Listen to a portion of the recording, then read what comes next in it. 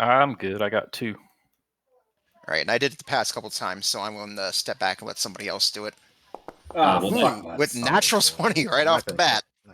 What a waste of a 20. Hey, you know what? Law of averages, you're starting off hot. We're just going to stay hot the rest of the time. Game in the Glade, take it away. Give us that hot, fresh recap. Oh, all right. So, back to business as usual, all right? So, sorry about last week. Gaming voice is back. Now we can stop being, oh no, gaming sounds weird. Gaming sounds perfectly normal. Fuck off.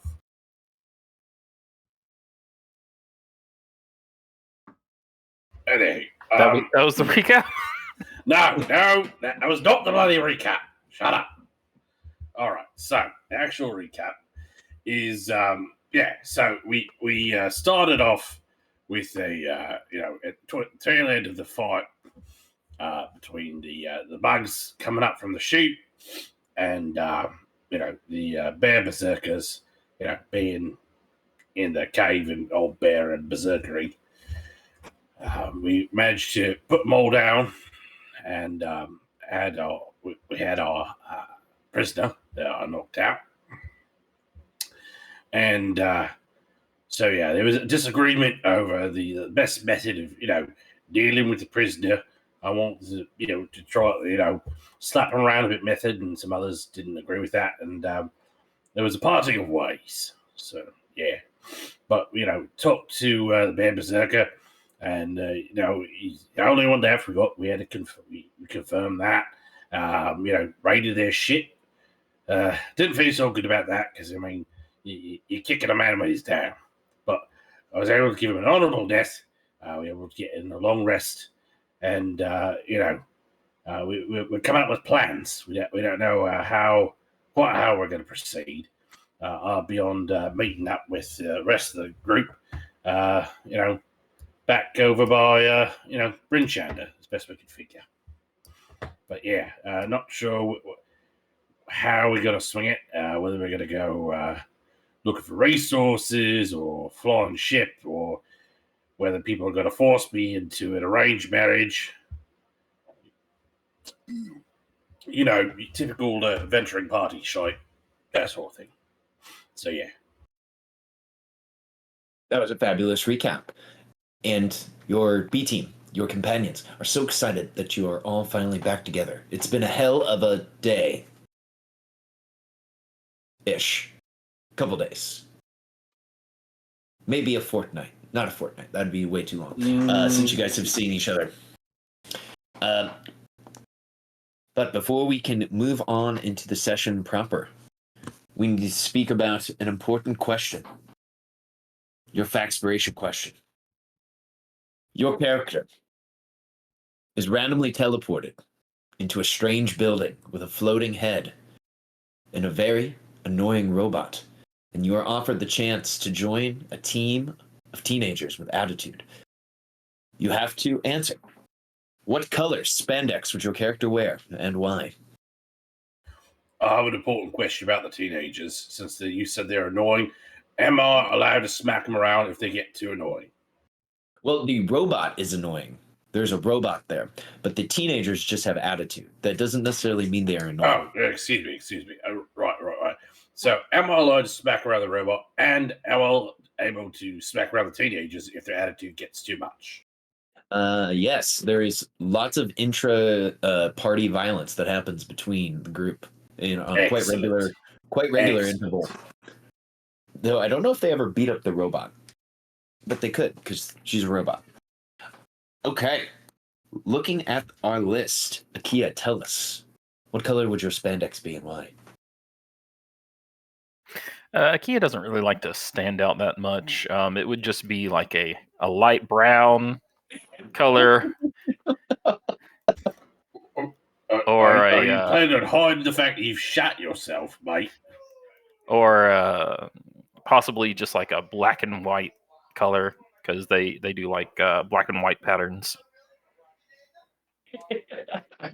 I'm imagining Akia wearing checkerboarded spandex.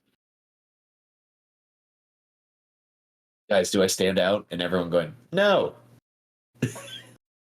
Does this make It'd my be butt look fat? it'd be white with black trim or black with white trim or just a light brown. Okay. Okay. So you're saying you're a zebra. Got it. Or a Dalmatian. Well, thank you, Akia. I would love to see Akia in either light brown or in white with black trim or black with white trim. Please add Factspiration to your character sheet.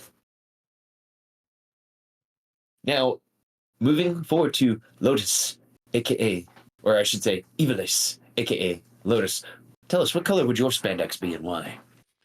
Well, this is also an interesting thing because Evilise would have actually spent many weekday afternoons after school with her best friend Diamante watching this, and she probably would have thought, because she always liked the color purple because, not her eyes, obviously, but, in the highlights of her scales, and just because she just thinks it's a pretty cool and badass color. And I wanted to come up with like a good example of it. So I went to Hollow Taco, which is this nail polish brand, and I found this color called, and I'm not kidding, Resting Witch Face. Mm, mm. That's it right there.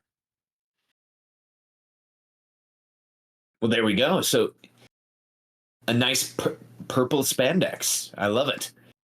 And just so we all know, there has been several purple spandex-wearing teenagers with attitude over the years. So, canon could happen. Thank you. Lotus, please add a point of Factspiration to your character sheet. Now, Alicia, tell us, what would the color of your spandex be and why? So I think I may have completely misread into this question because I thought it was which of the Rangers particularly that we were trying to emulate. However, Okay. seeing as what the question is actually asking about, I would say Alicia would be more of a, well, I guess it's very established. So yellow, because sun, easy. Love it. I had this question last night about, so does my color signify gender? And the answer is yes, no. Because sometimes yes, sometimes no. Most of the time, you could be whatever you want. Mhm. Yellow has been male and female. So, Yellow Ranger. Yes, but has pink Yeah. been male and female?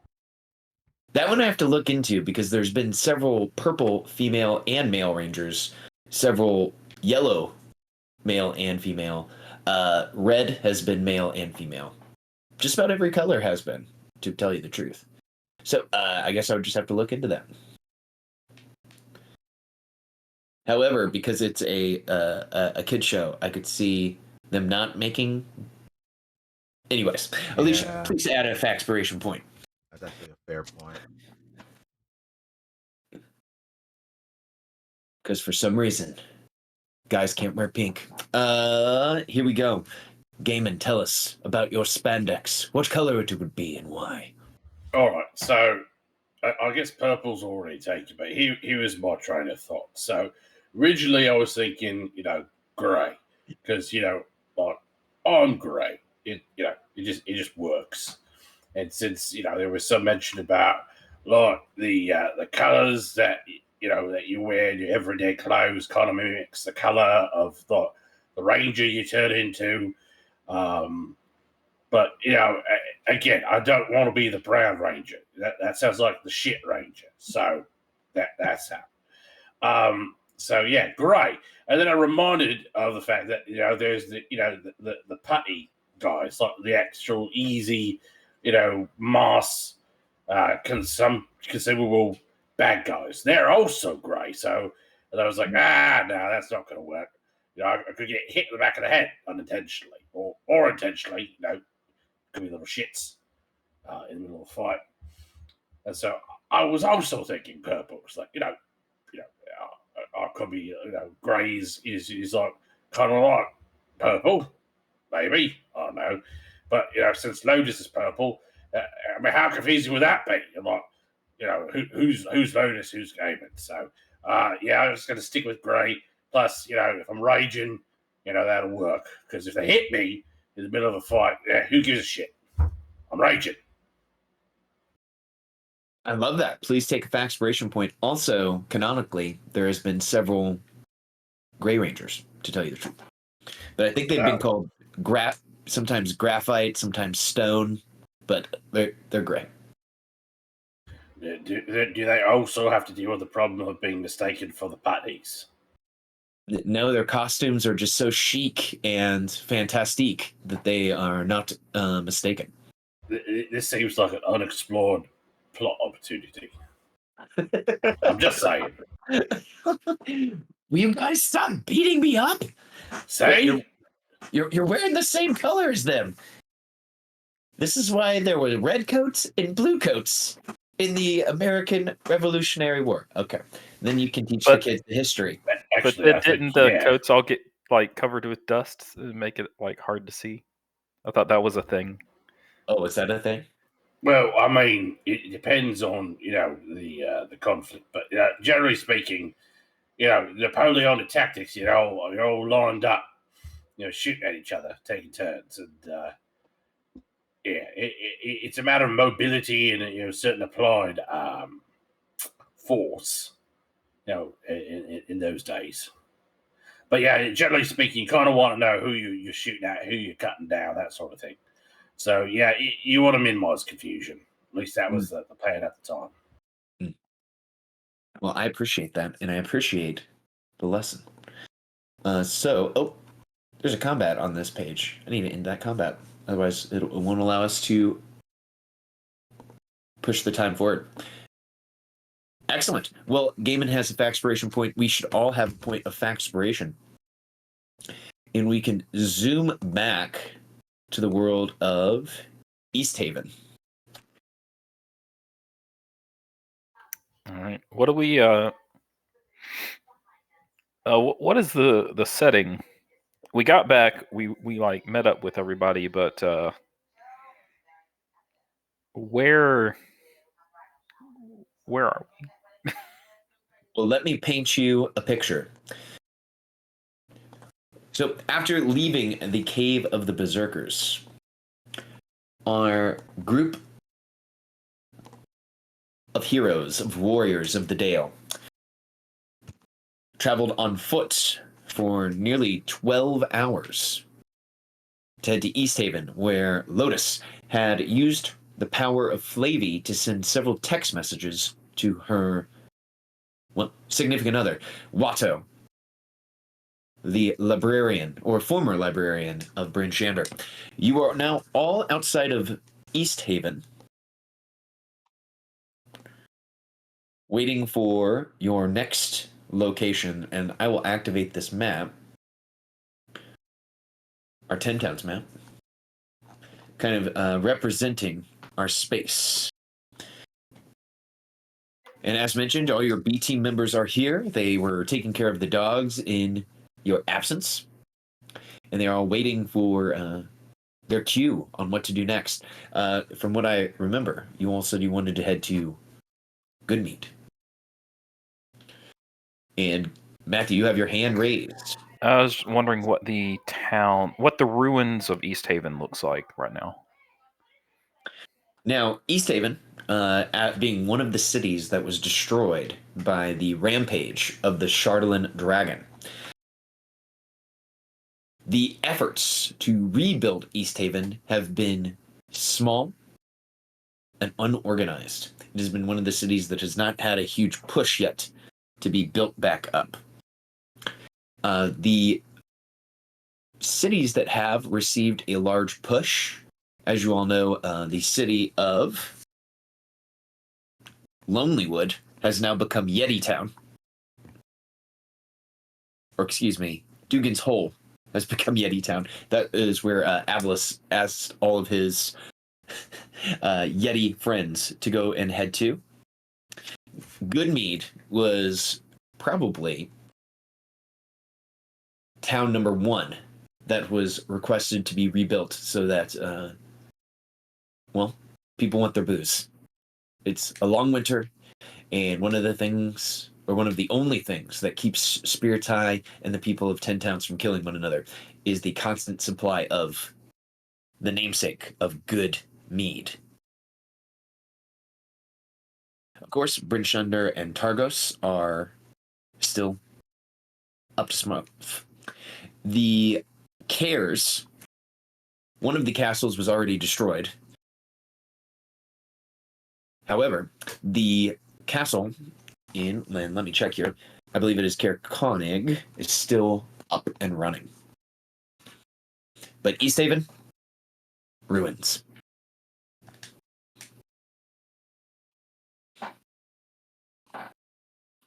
Okay, so there's maybe like a few people here, just like you said, disorganized rebuilding effort. So there's like just a few people doing some.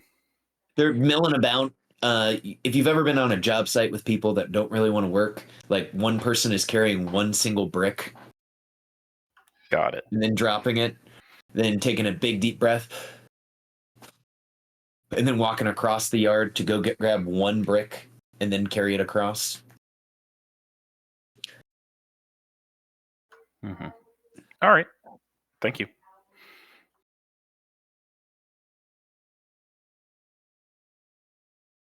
Is there a foreman of this reconstruction project? I think that might be the problem. You don't see anyone who looks like they're in charge. People are just kind of just doing things at the moment.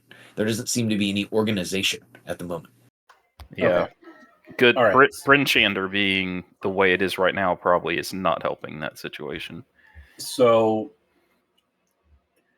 seeing what's going on, unless you guys stop me, so we can have an in-depth conversation about what the next move is.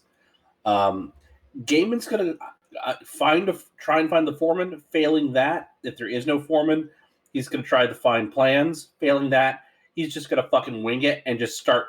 The floggings will continue until morale improves. We're getting this project out. None of this one brick at a time bullshit.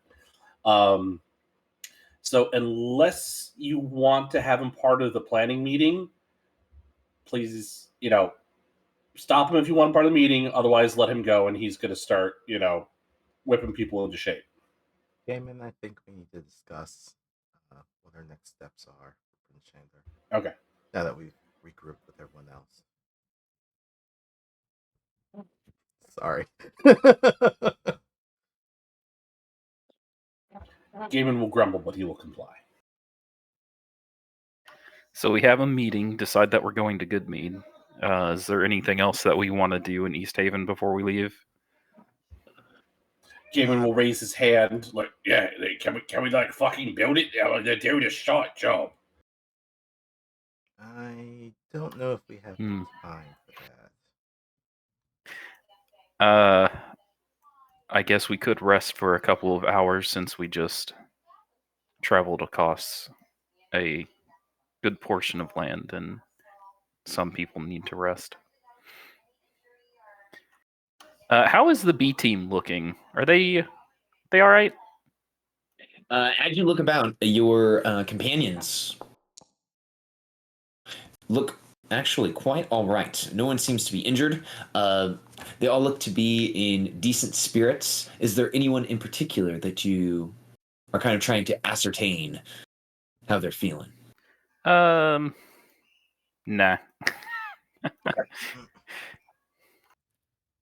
Well, I would say for Lewis, there's one in particular, other than, the obvious. Say, I would turn over towards our imp friend in big ass air quotes and say, so you've been behaving yourself while we were gone? As a servant of the court of the Ruby Palace, I always am upholding myself with the highest of dignity and the highest of ethical considerations. And he bows. I'm sure you are. And then I'll look to everyone else on the B team. So while we were gone, did this one happen to try to make any deals with any of you? You may feel free to speak freely. One by one, each of the B team members will tell Lotus about a different deal that has been offered to them by Skarik. Did anyone take a deal, though? Yeah, that's the more important thing. One by one, they'll all tell you that they declined taking the deal from Skark. For example, Dale will say, well, that little guy kept noticing that I have a hard time keeping my shoes tied all the time, you know, even with a double knot. So he offered me a deal. A pair of magical shoelaces that will never come untied in exchange for my soul. I said no.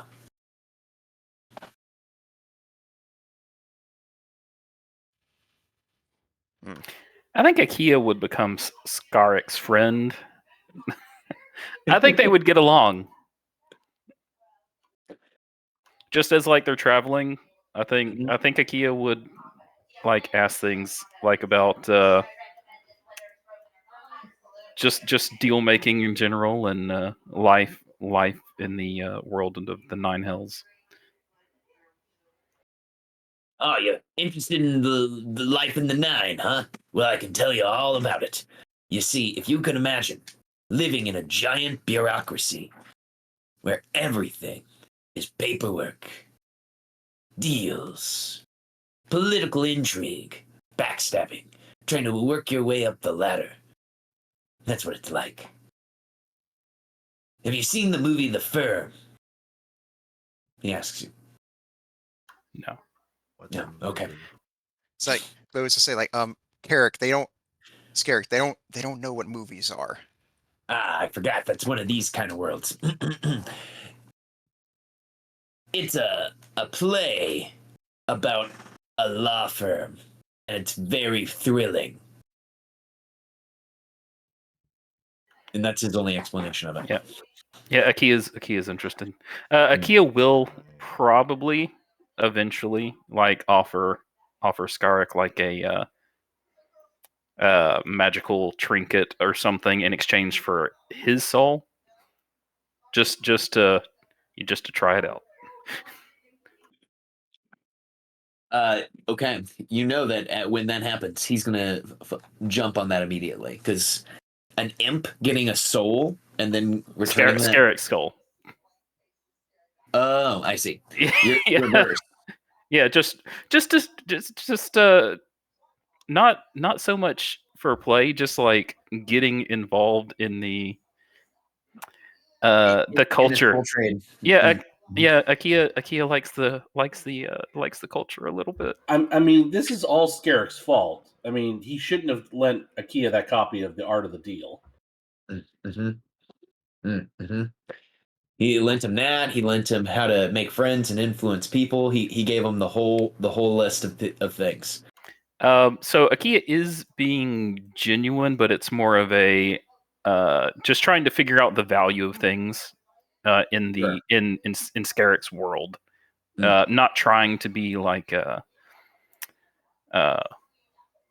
demeaning or anything. Yeah, Lotus won't interject. She's just watching the whole thing because she's sort of like.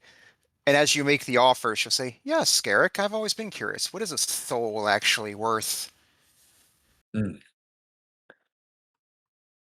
Less than you'd hope, and more than you'd think is the best way to describe it. Depending on who you ask and what type of machinery you like to run, the soul can get you pretty far. He looks longingly into the distance. Now, are you free to make a deal for your own soul, or do you have a master that has that you're beholden to, that you can't actually trade your soul? It doesn't quite work like that. I can't make a deal for my soul. Devils don't have the same type of... He's like trying to think of the word. My soul isn't worth what your soul would be worth, if that makes sense. All right. Well, that just means that you couldn't make that, same kind of deal. Doesn't mean you couldn't make a deal. You just have to find someone that would value your soul to a certain degree that you would agree. You find the terms that work for you. Or am I missing maybe, something? well, it kind of sounds like the devil's soul wouldn't have the same bargaining permanency. Like the contract wouldn't work. Well, I That's mean, how I took it. is that the case, or is it just more of like in the market of souls, a devil's soul is worth less than another humanoid soul? Alicia, your knowledge of religion and your higher than average insight score would be pinging as the devil is talking to them at this moment. Yeah. Mhm. Why are we discussing souls and bargains and contracts? Well, it's a question of the marketplace. Like, I never thought a soul would act like currency, but that's how it seems to be being treated, and I didn't give it another thought. But Akira keeps carrying on with this imp about it, and it's a curiosity, isn't it? And Lotus made a deal. It would behoove us to have a Well, better I mean, she understanding. did sell her soul, but I mean, yeah, it was definitely a quid pro quo. It's just good to understand how these things work. But it's not pertinent to what we are doing. Long story short, souls can be converted into soul coins, which are traded as currency within the Nine Hells. We don't need to know any more than that. Oh. Shall we carry on? You can tell that Alicia, while We don't understanding this conversation, does not want to engage in this conversation. we Yeah, don't have Lotus sees to how you're feeling, and she'll just sort of like look at the imp and say like, "No more deals, okay?" And I do the thing where I point at my eyes and point at his, and just keep doing that. at a Okay, later Bobby De Niro. we don't have to role play it, but later while we're traveling, Akil will ask them more questions. Sure. So the travel time with your fast dog sleds from East Haven to Goodmead is very fast. You're thinking about an hour of travel time with the magic booties.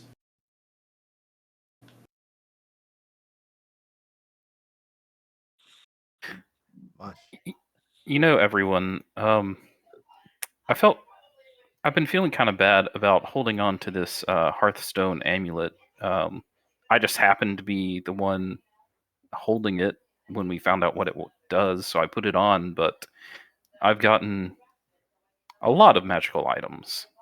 I recently got the compass and this bag of holding, and it doesn't feel right for me to just keep everything. So, and then Lotus got that potion that gives her big illusion powers, and I was thinking that one of you two, uh, pointing at Gaiman and Alicia, should probably have this necklace. What's it do again? Let me pull it up. Oh, where did it go? There it is.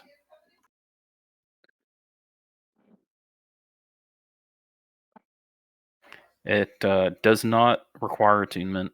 It grants advantage on saving throws against effects that cause exhaustion.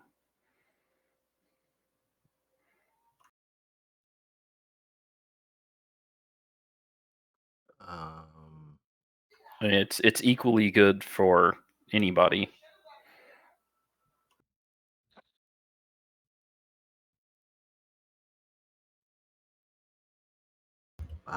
So it's not. see, Go ahead. Yeah, it's a it's not free magic attunement. item. Yeah. So I mean, y'all two want to roll for it? Worf, question for you: Yes, sir. would you say this is just against like a spell effect or innate magical thing an enemy might do, or could we use this when it comes to succeed at a cost?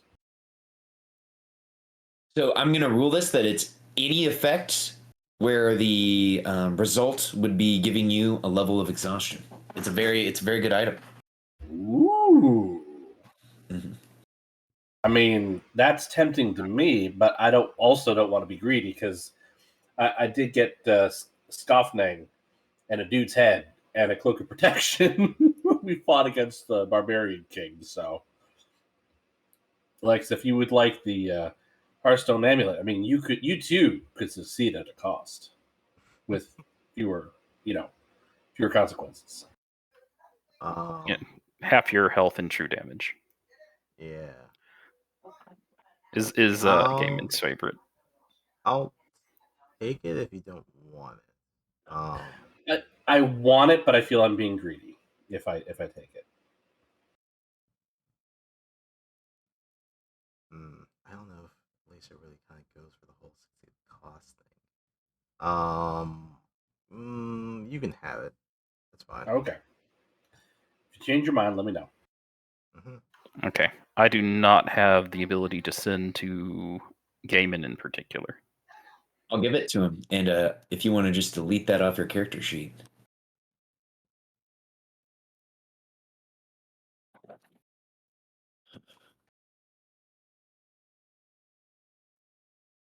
And now Gaiman should be the proud owner of one Hearthstone amulet.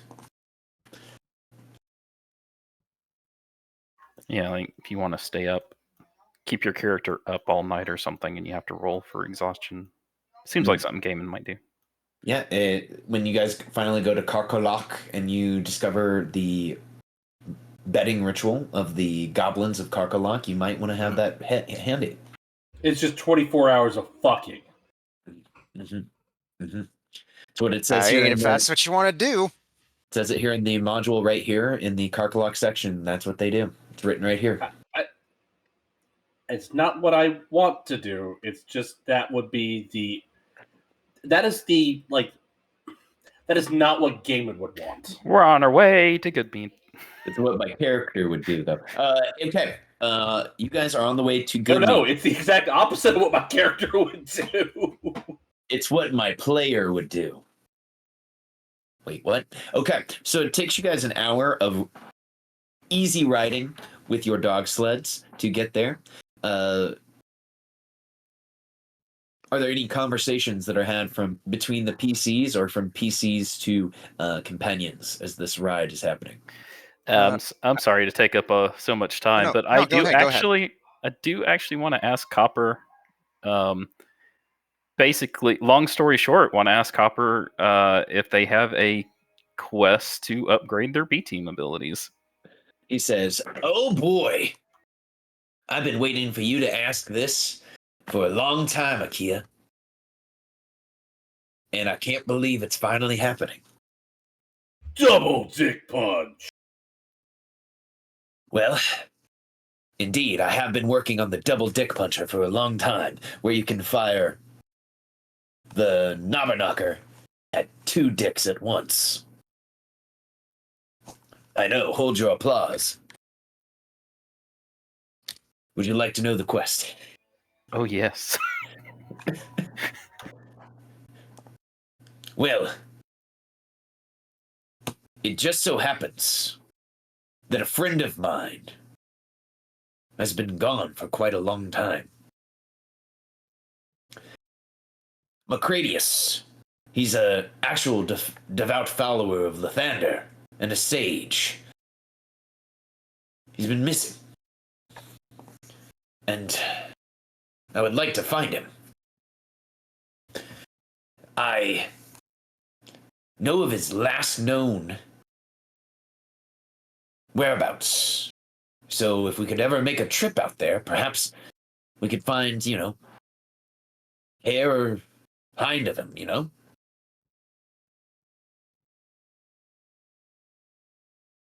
Follower of Lathander.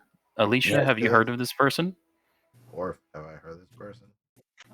You do know of Macratus. He is a gnome acolyte of Lathander, who studies at the House of the Morning Lord in Bryn Shander. His last known location is at a place called the Black Cabin.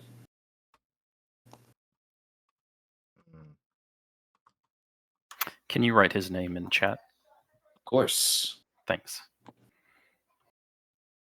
Yeah, Alicia will respond with what Orf mentioned. Greatest. Yeah, you put it into the Discord check there. You know, he never actually let me see the inside of the black cabin. I just know of where roughly it is.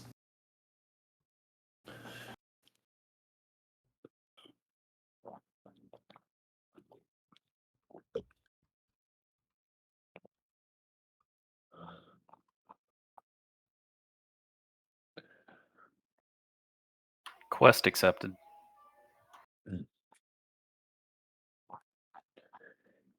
I'm glad that you asked. I hope that we can help out old Macratus. The cabin itself is located in kind of on the outskirts of the Lonely Wood, the forest outside of the ruins of Lonely Wood. Sounds like a good place to visit when we go to Tourmaline looking for resources. Of course. And if you allow me, I'll start working on those upgrades for the Knocker. I'm sure you guys will get to this right away. Right away.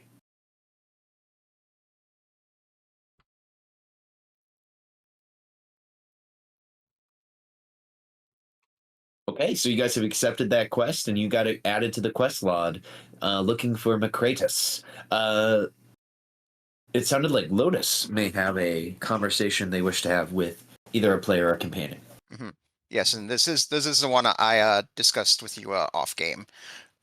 So during our time of travels, Lotus would give Watto the rundown of everything that happened, and afterwards she would look very longingly at him and say,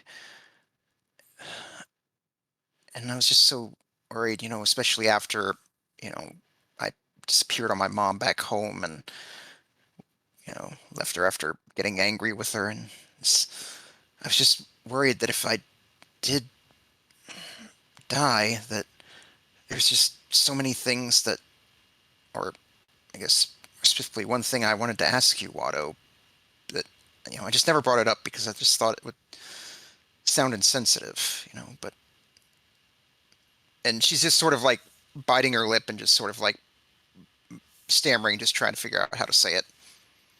Well, dear, tell me, please. What do you want to ask me? Well, you told me that you came to Icewind Dale because you got away from the Cult of Grotz, because you found yourself on the end of a hangman's noose, but managed to escape. And, I didn't want to pry, because I felt that if you felt comfortable that you would share that, but, some... Well, I was an investigative journalist back home, and they do say old habits die hard. Yes. You wish to know what was the cause of my trip down that narrow gangplank to the noose? Well, that, and also how you managed to escape, because I'm sure that's a feat very few have actually achieved. Yes. Well, the group I was involved in, we ran across a sect of the Lord's Alliance. As I'm not sure how familiar you are with the factions of the Sword Coast you are, but the Lord's Alliance are a group of allied lords from all of the major cities and holds throughout the Sword's Coast.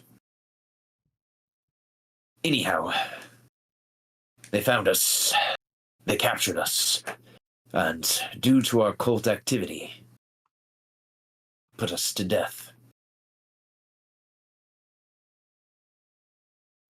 Thankfully, in my cell, I was able to speak with one of the guards and convince them that I have learned the error of my ways, while the others would not repent or show any remorse for the actions we had taken. He ensured that my noose had enough slack so that when I was dropped through the hole, my neck did not break, and I did not suffocate. I faked my death, and he helped me escape here to Icewind Dale.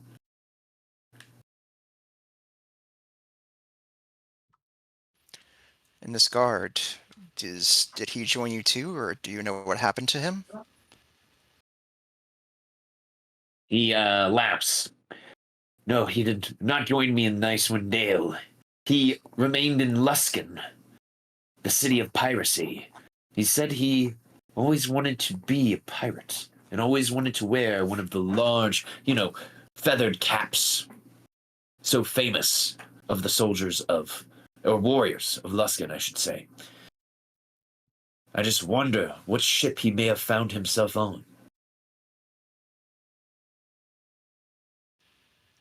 Well, well, I do appreciate you sharing with me, love. It's as always, though, I do offer this to you. You're free to ask me anything you like, if there's anything you've ever been curious about that I haven't shared with you already.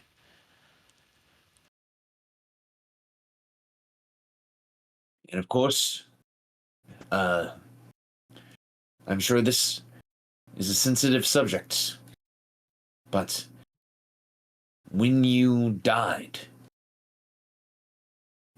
down there in the depths, did you see anything, or did you encounter anything after your death? Or was the experience so quick that you didn't encounter any of those nasty things on the other side of the veil?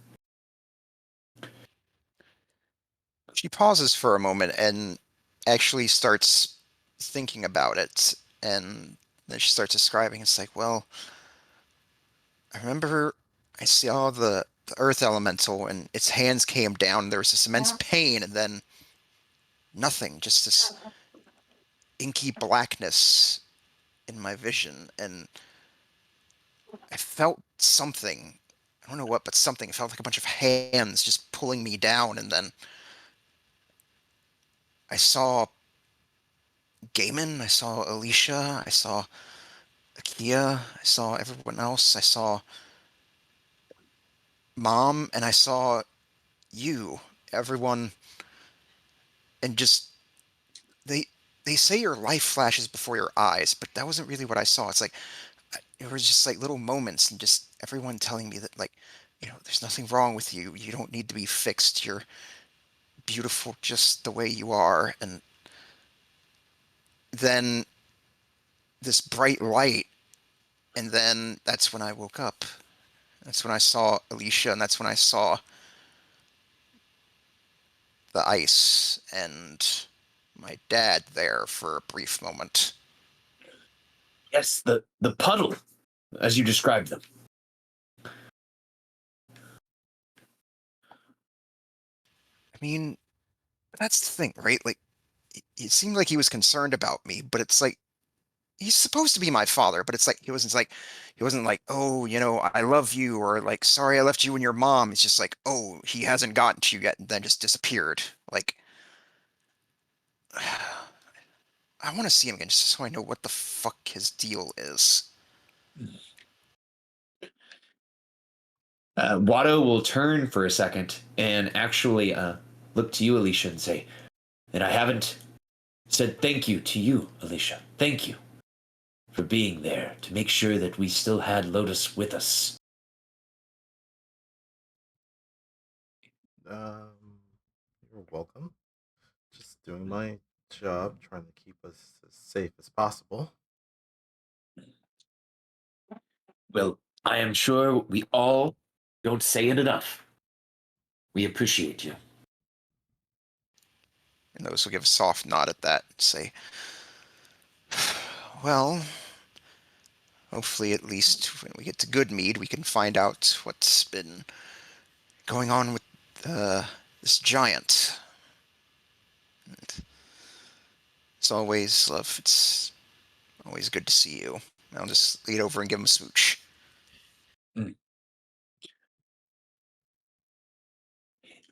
If there are no other conversations to be had, you guys can arrive at the outskirts of Goodmead.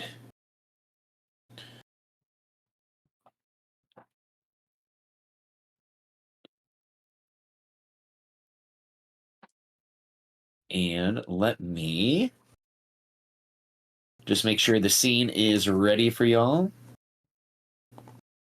It only takes you guys an hour to get there. So you're going to get there roughly at 2 p.m., so it will be dark. And let me put our PCs on the map here, and then I'll drag you guys all over.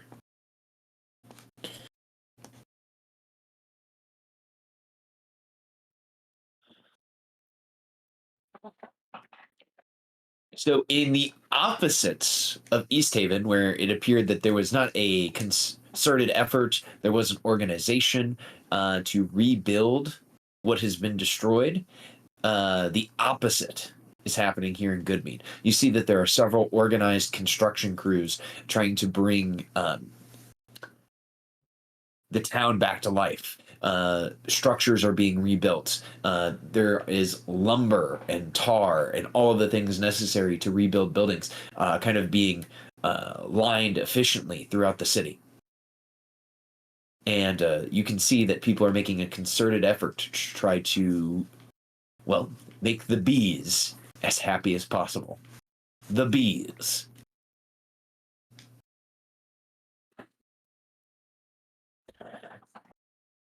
No, So, not the bees. No, not the bees. So, Heroes, you can kind of tell me how you would like your investigation to start here in the city of Goodmead.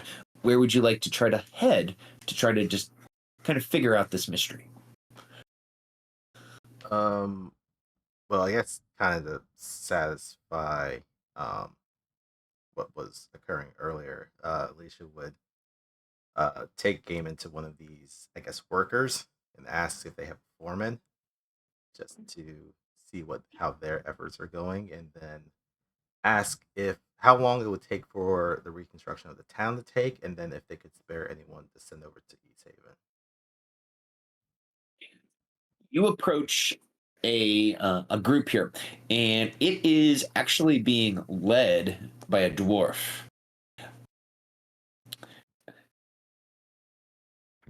It is a female dwarf named Naslin Sternblade. Here, I gotta put that into chat. That's actually a badass name. I gotta save that. Naslin Sternblade. We've been working for quite a while now to get Goodmead to where it's at currently. I am sure here in the next week or so, we'll be able to welcome in more of the refugees from Bryn Shander back into town as we continue to get the buildings back to how it should be. In about a week's time, we could spare one of our crews to send over to East Haven. That's really good because they bloody well need it. Like, it's a total shit show over there. We are just lucky that we have good leadership temporarily here in the city. As you know, we haven't had a speaker now for what feels like months.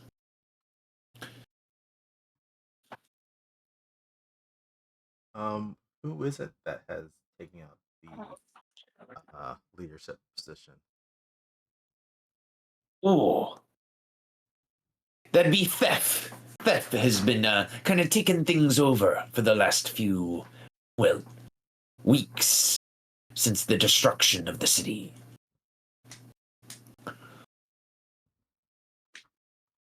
Do you know where she may be, or they may be now, so that we can speak to them? We have some matters to discuss. Oh, of course. Theft just went out hunting. They're still trying to discover what happened to the old speaker, trying to see if they can't find any clues. I guess, do you know which direction they went? We can find them. They point And they say, they were headed to the edge of the forest. And they point towards the edge of the forest, right over there. Well, I guess that's a lead.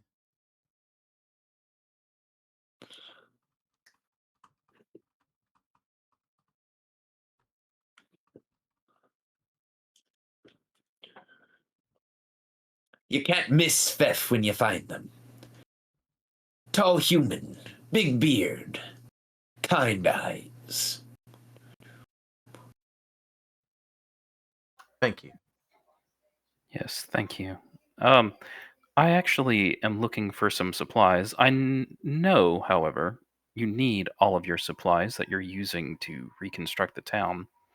If you could spare anything on this list, I would pay 20% extra so that you could acquire more resources. And it's just some crafting material. Well, basically, what I'm looking for is just 10 gold of crafting material that Akia's saying that he'll pay 12 gold for, since they know that they'll have to go get more. So They look at the list, they let out a low whistle, and they say, "Ooh, I think we could spare some of this. And I'll take your offer of 20% more. For the rush, of course. And for us having to spend some time to replace it." thank you. I'll pick it up as soon as we get back. She nods. It was a pleasure speaking with you all, and of course, getting paid by you all. She looks to you, Akia. Thane. Thorpin? Did you say Foreman or Thorpin? Foreman? You just called her a Thorpin, and I was like, oh no, what does that even mean? Do we all head to the edge of town? That's where Alicia's heading. All right. If we're all heading that way, Kia will activate their compass as we get to the edge of town. It lasts for an hour, so just as we're out, I can have that up.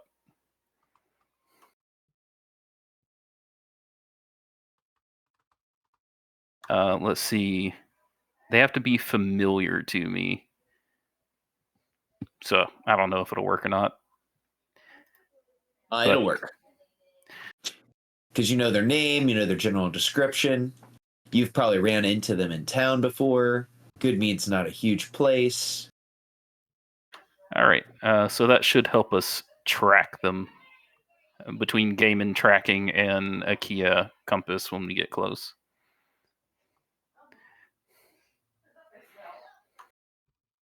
Hey, perfect. Well, as you guys make your way to the edge of the forest, this process would only take you all a few minutes. We will say that it takes you guys about a half hour. Using Gaiman's survival skills and using the Seeker's compass, a figure in cold weather clothing lurches out of the woods into plain view, running as fast as he can through the deep snow. Slung over his back are a pair of animal traps, one of which seems to contain a panicked fox. You see Beth.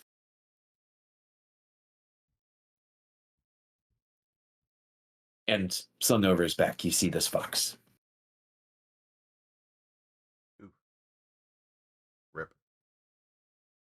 The fox is alive inside of the trap.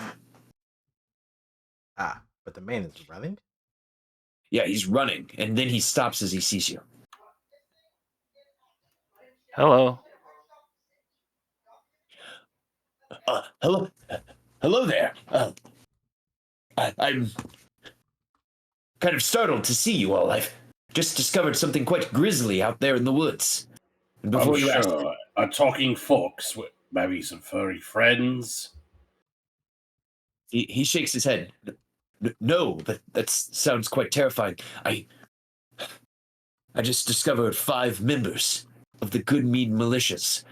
Bodies, long since dead, frozen, their heads caved in. Some of their body parts, it looks like they may have been chewed on or eaten. And, well, let me introduce myself. My name is Feth. I'm from Goodmead. And wait, I recognize you.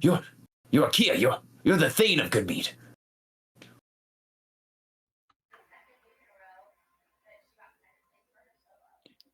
Akia doesn't respond.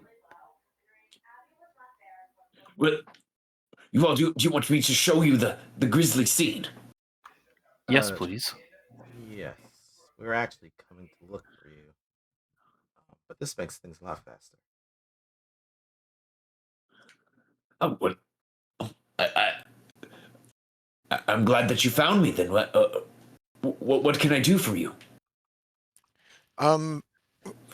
Well, first thing, and she points at the fox. Are you just going to leave that thing like that?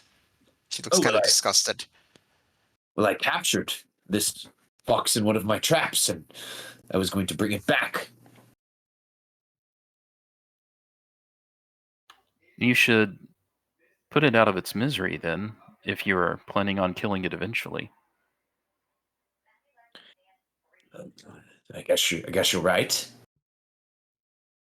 I had captured it in one of my traps, and as I was, kind of looking through the woods, I discovered that grisly scene, and kind of left my mind. Oh, by the way, Orf, you said you were going to turn on some music. I don't have any music. Does everyone not have music, or? Oh, it's been silent. Sorry. Oh, derp, because I hadn't turned All right, it there on. you go. There's Spot. Oops. Embarrassing. Ambiance.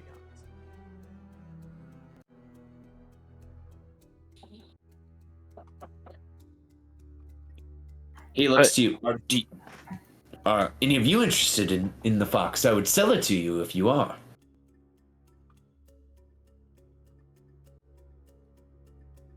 But that's besides the point.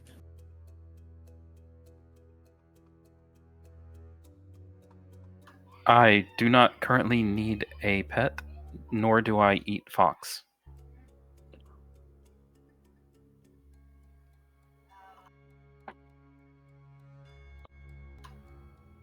If you could lead us to the bodies, please. As you say that, he looks quite ill. He kind of turns a shade of dark green. He says, I don't know if I want to go back to look at such a sight. Perhaps you could lead us close to the site and then point us in the direction. Yes.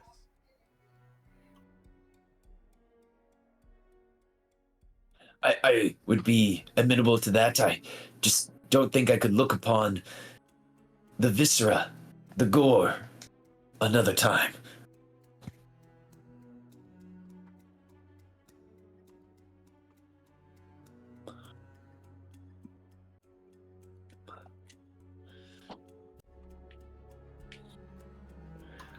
Okay. Well, should we be going then? You have quite a large group with you. He looks at all of the people in your group. I don't know if everyone needs to be with us, but then again, Yeah, but I don't know why they wouldn't. Yes, let's just all go.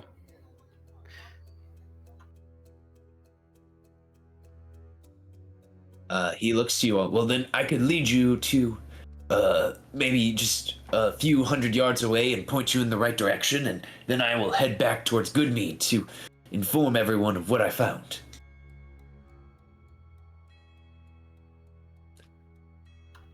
Okay. Insight check.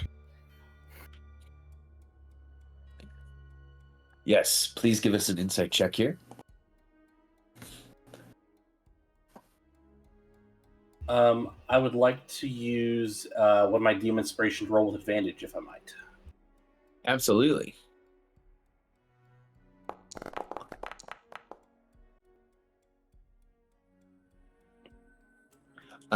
This man apparently is very shaken up by what he's seen, and you believe that once he finishes leading you guys to the proper path, he is going to huff it as fast as he can back to Goodmead to tell everyone what he has seen.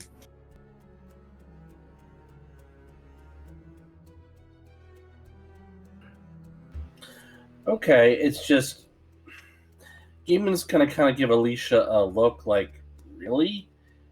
Because this guy is supposed to be like the new leader, but he's put off by a little blood and guts, and he's leading us to the scene of the crime, but isn't sticking around, but is going to go tell everybody.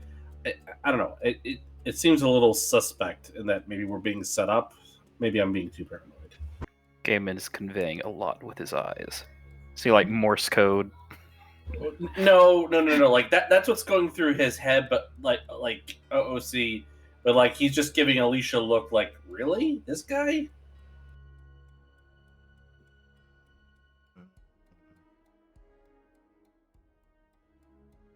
Okay, with Gaiman's suspicions, can I roll an insight check as well?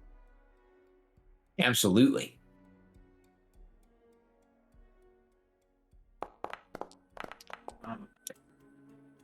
Alicia, you get the feeling this guy is a big coward, and even just leading you to the site, he is starting to leak a little bodily fluids.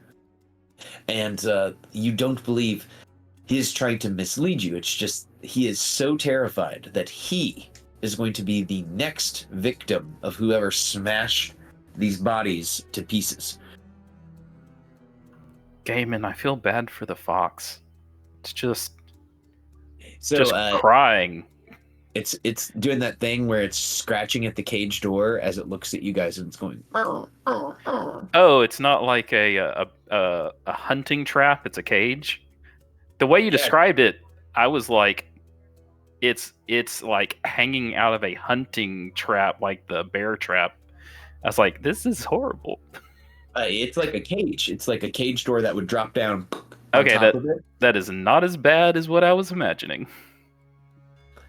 Yeah, Come on, dude. I mean, it's Orpheus. He wouldn't do that. You use one of those type of traps, so that way later on, when you kill the fox, you can make sure that the pelt is as untouched as possible. If you use like a snap trap like that, you run the risk of ruining the pelt. Yeah, I just imagine he was like hunting something else and just happened to get a fox. I don't know. Spoken from a guy who helped his father clean several fox pelts as a kid for their pee-pee glands. Anyways. Alicia will look back to Gaiman and just I'll convey things in logs. It's fine.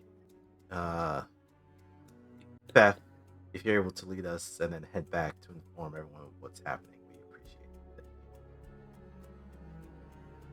I will. Here, let's get as close as we can.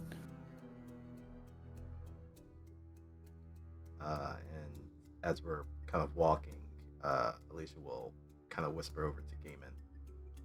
He's not exactly the bravest individual. I don't think he's trying to mislead us or anything. Better not be.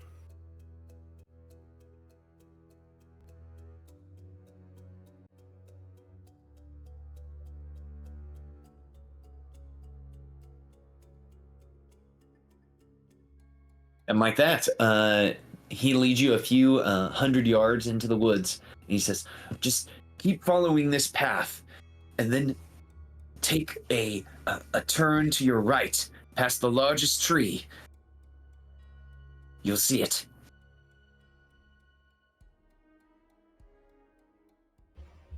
Are you got any designs on that fox? Well, I was just going to sell its pelt in town. Like, does saying that credit, does it still bother you, or are you okay now, mate? What's the deal here? Yeah, I would retract my other statement since it's not Alright. the situation I thought it was. All right. Well, go let the others, and we'll start investigating.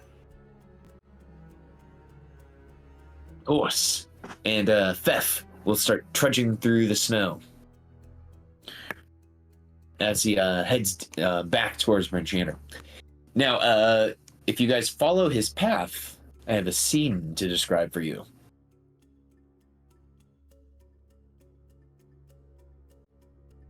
Yeah, I'd say as Describe we're away.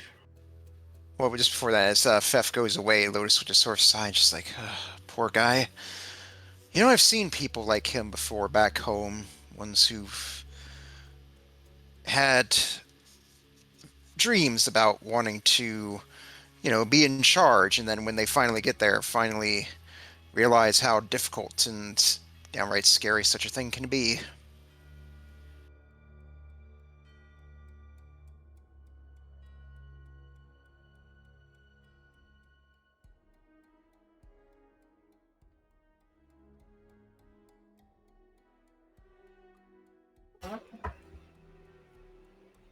Well, just as long as he doesn't get anybody killed, or any of us killed.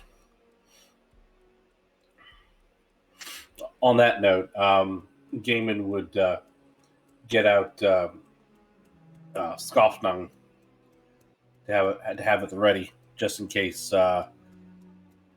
there's something maybe feeding on the bodies or whatever caved in their skulls has come back as they approach the scene of the crime.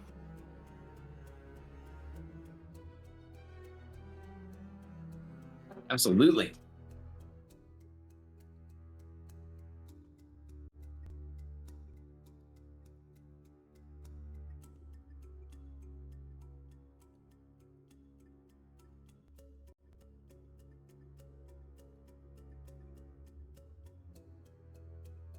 And I'll just keep eyes out in case there's anything else. So, let me paint you a picture and show you a picture. So putting the picture into... Didn't let me put that picture into chat. Maybe it does not like web peas.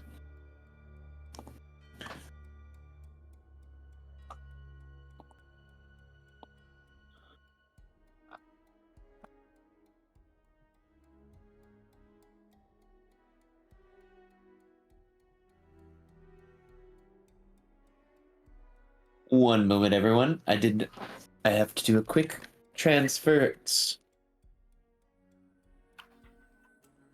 Oh, so deep in the woods, amid the snow-covered pines, you discover the remains of the 5 militia members. They all look like they were clubbed to death. Snow and frost clings to their corpses. It is clear that they have been here for a while.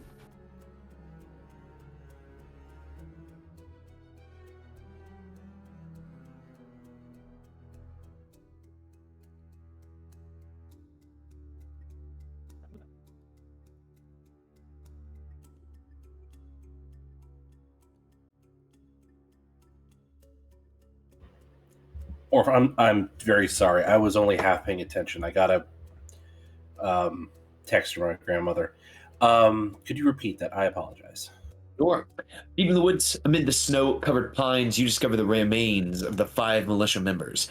They look as if they were clubbed to death. Snow and frost clings to their corpses. It appears as if they have been here for quite a while. Yeah, Alicia will approach, and I'd like to make a medicine check to see if there's anything else with their bodies. Aside from the smash. Aside from the smashing, of course.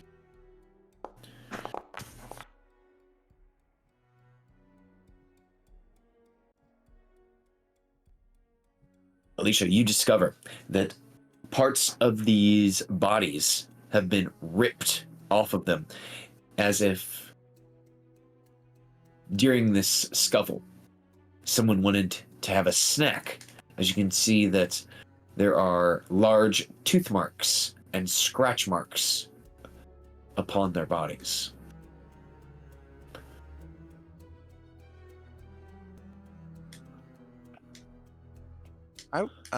As Alicia's looking over the bodies, I would say Lotus is probably looking at the surrounding area, any of the rocks or trees, see if any of them are in the earth nearby, see any noticeable footprints or tracks, or if anything's been disturbed or anything like that.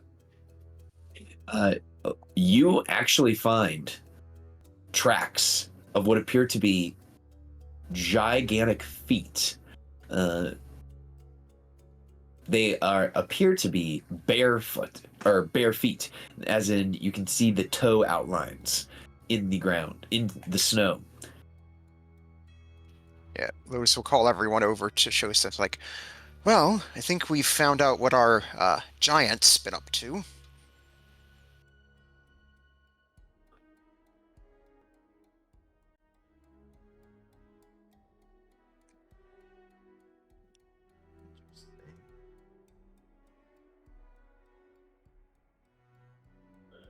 Well, I guess we could follow these.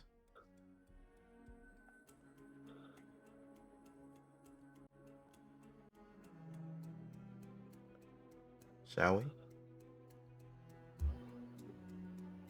I mean, we could. It's just my concern is, getting into a fight, and we're not entirely sure how many. So, treading carefully might be in order. I guess that would be the other thing. Like here, does it seem like these footprints belong to just one giant, or can we differentiate if there are more of them?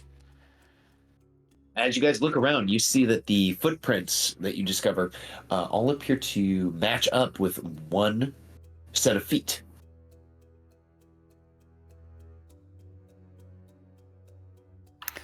Do we know if giants can see in the dark? Do you know if giants can see in the dark? Well, you do have a character in the party who does have a lot of knowledge about giants. You could ask Gaiman. Gaiman, can giants see in the dark? Need me to roll a history check on that? Absolutely. At advantage. Because this would be something that Gaiman would potentially know.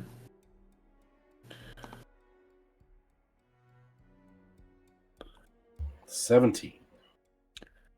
With a 17, Gaiman, you know that there are species of giants that can see in the dark, but there are certain species who do not have that ability.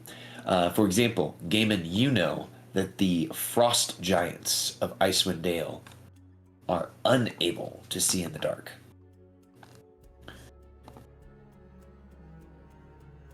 But you know that the stone giants, several of which live in the Underdark, can see in the dark.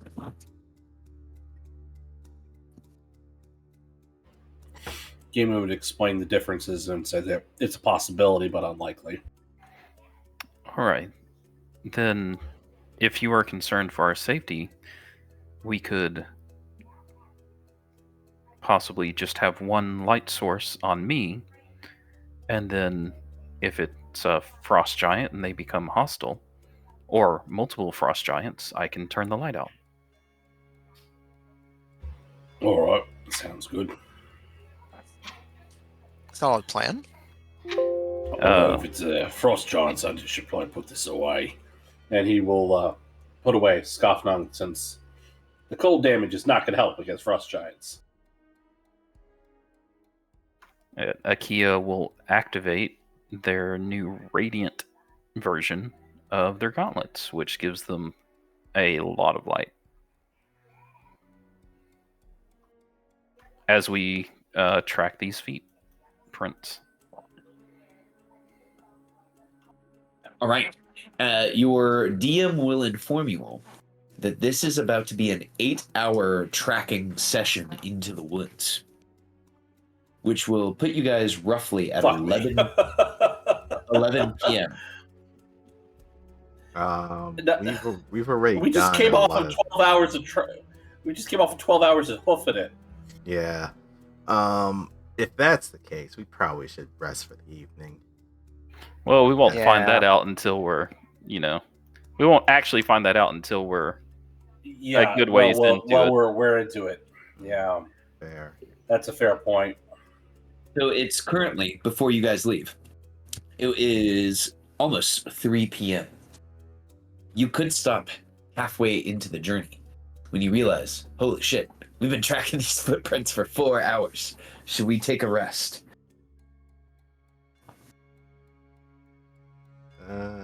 Yeah. I mean, we could do that. We would not have the comforts of the town, but yeah, I mean, we can sleep outside, so that's fine. Also, Yeah. do we want to leave a note behind or anything for Pfaff and company? Probably. I don't think that's necessary. The chances that they find it would be slim unless they followed it all the way out here. Well, I'm not saying that they should follow us. Just like that they know what the hell we're doing. That way they don't think, we fucked off. Or worse, like got ate by giants. Then Lotus Know what I gets an mean? idea. Says, maybe I could have Flavy send him a text message. I That mean, seems very efficient. could do that, but he probably pissed himself worse than he already has. That might be funny. And then Lotus just sort of mumbles under her breath, like, yeah, but it'd be more funny if we actually saw it. Why are you all wanting to torture this man? He's already horrified by what he saw.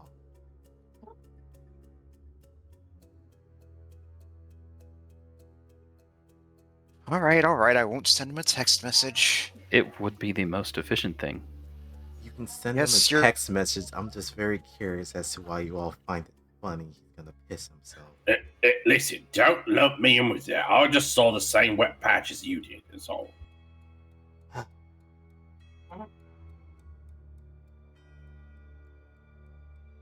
So I'll just tap the side. It says, Flavy, send a text message to Pfaff, please.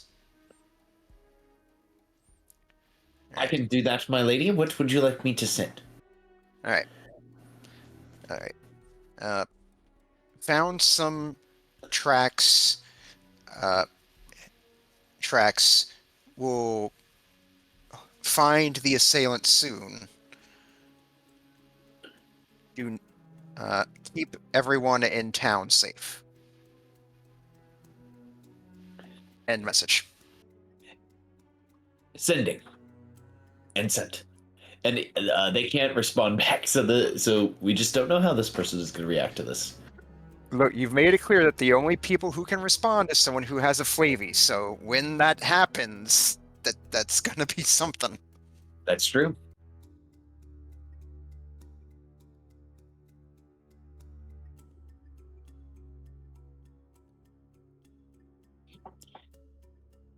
So tell me, do you guys decide to camp it out in the middle of the woods? I mean, we'll probably have to, but we realize it's taking longer than we expected.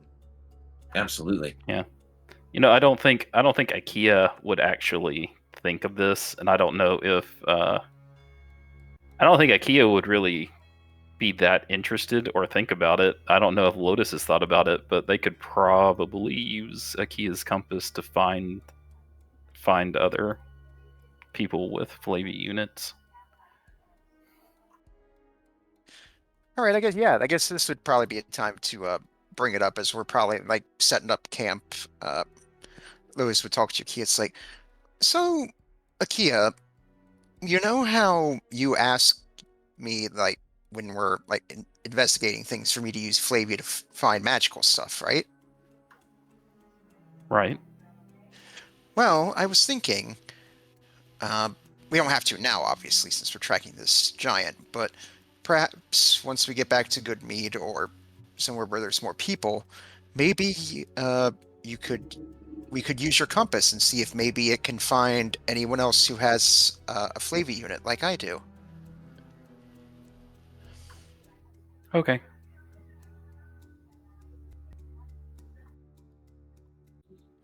Rose looks at you and she looks a little surprised at first that you would go along with it, but then she's like, "All right, well, thank you, Akia. I appreciate it." No problem.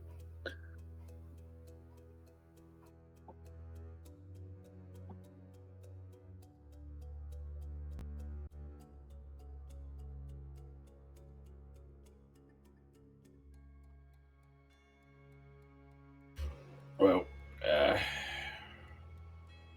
who wants to do guard duty with me? I'm not saying at the same time, but we're gonna have to keep someone at watch. We're getting close to where the giants call home, and I do not want us to get squashed in an ambush. I don't have anything to work on at the moment, so I can listen for things all night. All right. Right? I won't be wouldn't able mind to see anything, but I can listen for things. I wouldn't mind taking a turn at watch as well, if only to give me an excuse to take a smoke break away from everyone.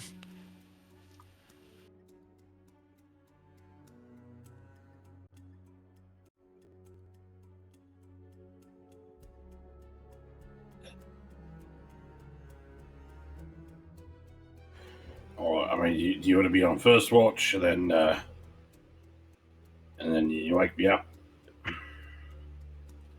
Or do you want me to be on first watch, and then you take over right before sun comes up? As it were. Well, I don't mind volunteering for first. It has been a while since I've had a smoke, so I'm probably overdue for one.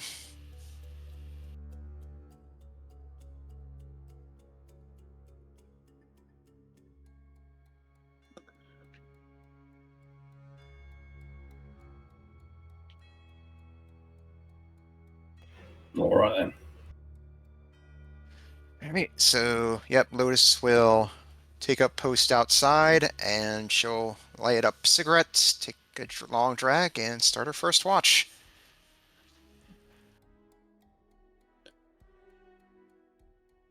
I gotcha. Your party is able to kind of spend the night here in the woods, and thankfully, you guys do not have any random encounters through the night. So you are able to rest and have a decent, probably not great, night's sleep here in the Good Mead Woods.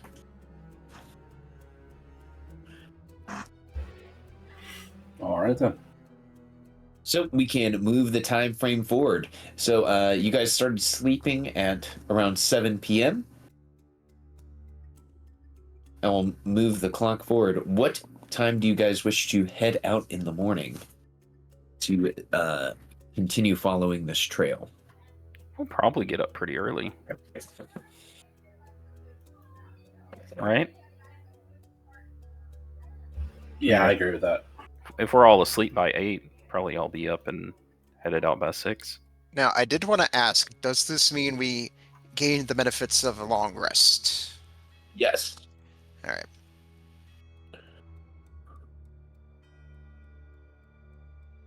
Yep, you're able to gain a long rest here out in the woods. That gives me back some hit die. Right, and that 4th level spell slot I lost from that succeeded cost last time.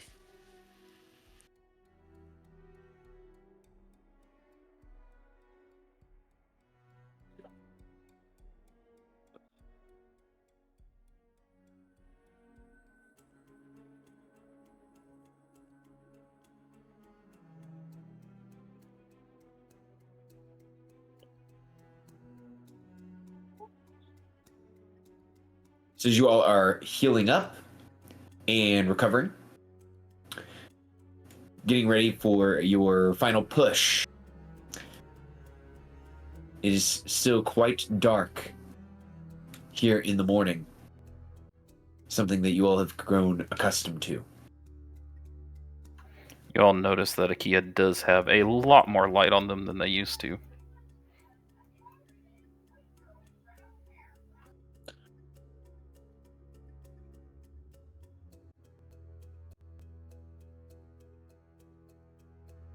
Once we start going. Sure. And if you guys don't have any plans for the morning for any type of RP scenes with your NPCs, you can start pushing out as they are quite ready to start going after this giant or giants that you are going after. Is it warmer? Is it getting warm? Feels warmer than normal. Those will look a bit curiously at you and saying, like, no, it's like, I mean, I don't feel the cold as much as I think Alicia or Gaiman do, but no, it's still just as cold as it's been. In fact, I'd say it's probably even colder.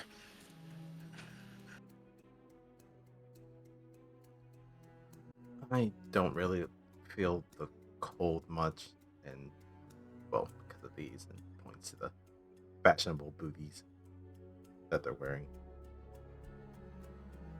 Magic. But before wearing these things, yes, it was freezing. Unless you're talking about if the temperature has dropped further.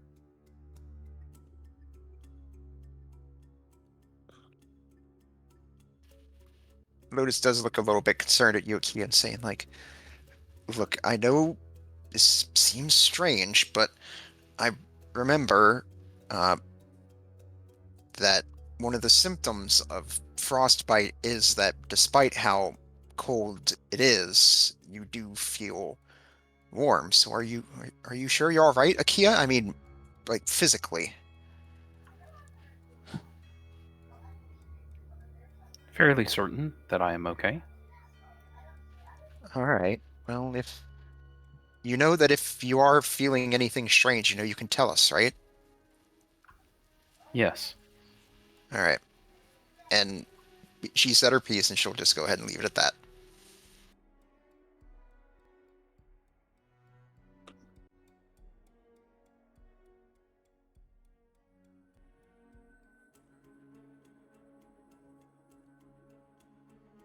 Okay. Then your trail continues. Let's say you guys woke up relatively close to 8 a.m. So your trail leads you to a place, and I'm going to have to apply dim light to the map because you guys are going to have dim light.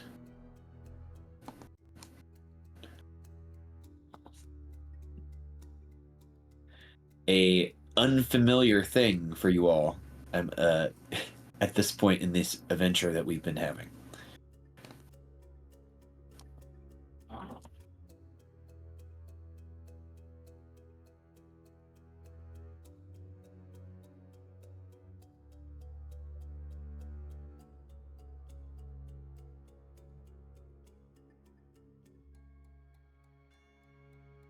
Okay, and let me move you all to the map as you make your way through the wood.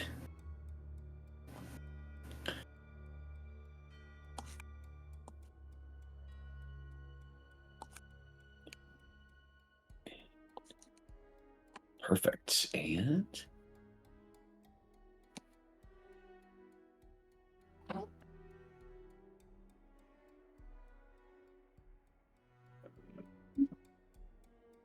alrighty, and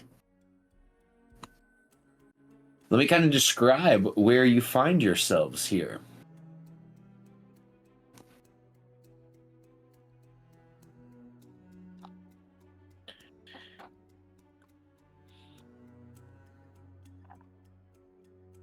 The trail culminates at a rocky hillside with evergreen trees growing around its base. Set into the hill, you see 3 caves. A frozen creek emerges from the west cave, which has a low-hanging mouth. The central cave has an 8-foot-high passage hewn from rock. It's moderately blocked by a tight stand of trees and 2 massive fallen logs. The northeast cave has a large yawning mouth and flickers of light emanating from within. The tracks of your quarry head through this entrance. The northeast one with the lights. That is correct.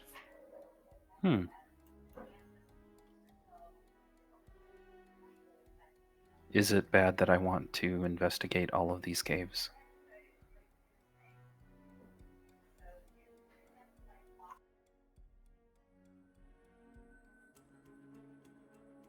Akia asked the party.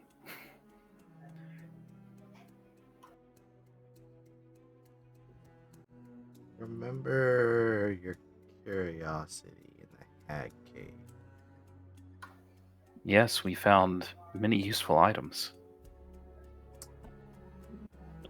We did. Yes, Also at the triggered many cost. traps.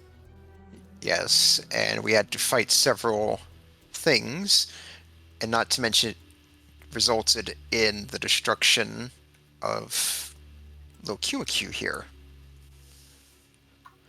He got better.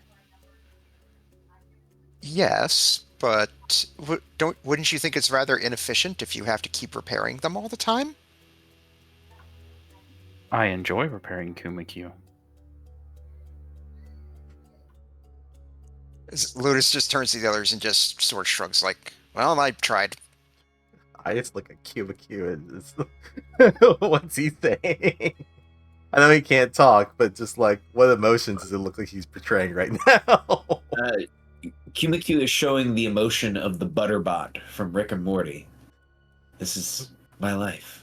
To be destroyed and put back together over and over. Just so you know, Kumakyu does not feel pain. If that makes that makes it better. If that makes it slightly better. All right. I mean, Yeah.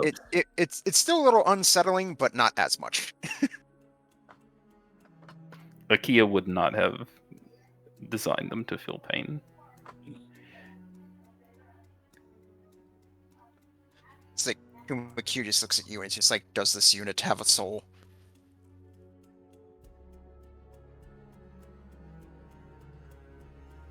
Akia slowly walks towards the western. So we're going to investigate all these caves. I wouldn't say all of them, but at least let's see what one turns up.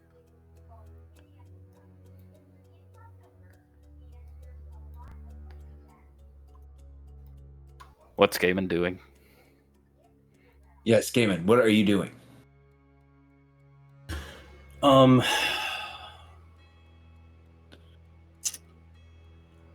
Gaiman is looking for more tracks as he's trying to scent the air. Imagine frost giants, if they're killing humanoids, taking chunks for prizes or snacking, but there's got to be an odor. And depending on how strong that odor is going to maybe help us avoid getting a surprise attack. So I'm trying to scent the air. Well, Gaiman, you can give us a survival check as you are scenting the air to see if you can't sniff out.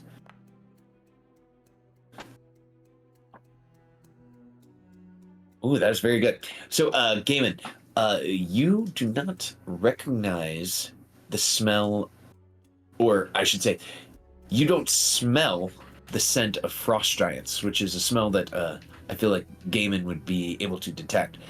You do detect the smell of bear in this cave. You smell bear, and you also smell ogre. And finally, you smell something that you haven't smelled in a long time. You detect the scent of a verbeeg.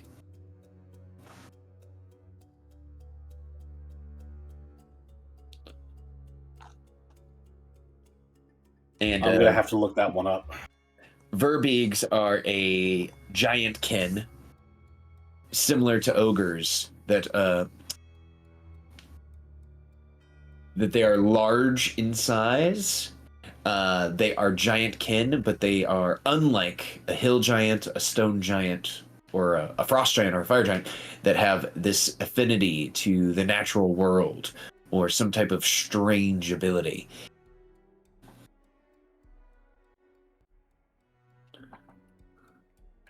Okay, I would explain what I'm smelling to everybody else to sort of give them a heads up. Well, as much as I hate it, I suppose we should go in the direction of the danger, as opposed to going in a cave and then possibly having the exit cut off. I mean, what I'm smelling is, the danger's coming from the cave. Right. I just get this feeling that if we go deal with this, then we won't get to explore the other caves, and makes me want to explore the other caves first. Give me a moment. First off, casting Death Ward onto Lotus, so you have that for the next 8 hours. Cool. Yeah, stop you. dying, Lotus. Second thing is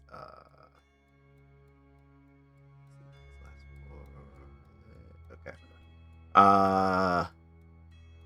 Alicia clasps their hands together, and as they kind of start to slowly spread them apart, a small bead of light forms and then disappears as they cast Arcane Eye. And then they close one of their eyes, and that invisible sensor, they sent it off into the cave to start scouting. Okay. And which hole is the eye going to enter into first? Going to do the one that we saw the tracks first. Okay. So first step is that the eye kind of moves past what appear to be two large mammoth tusks that have kind of been embedded into the ground.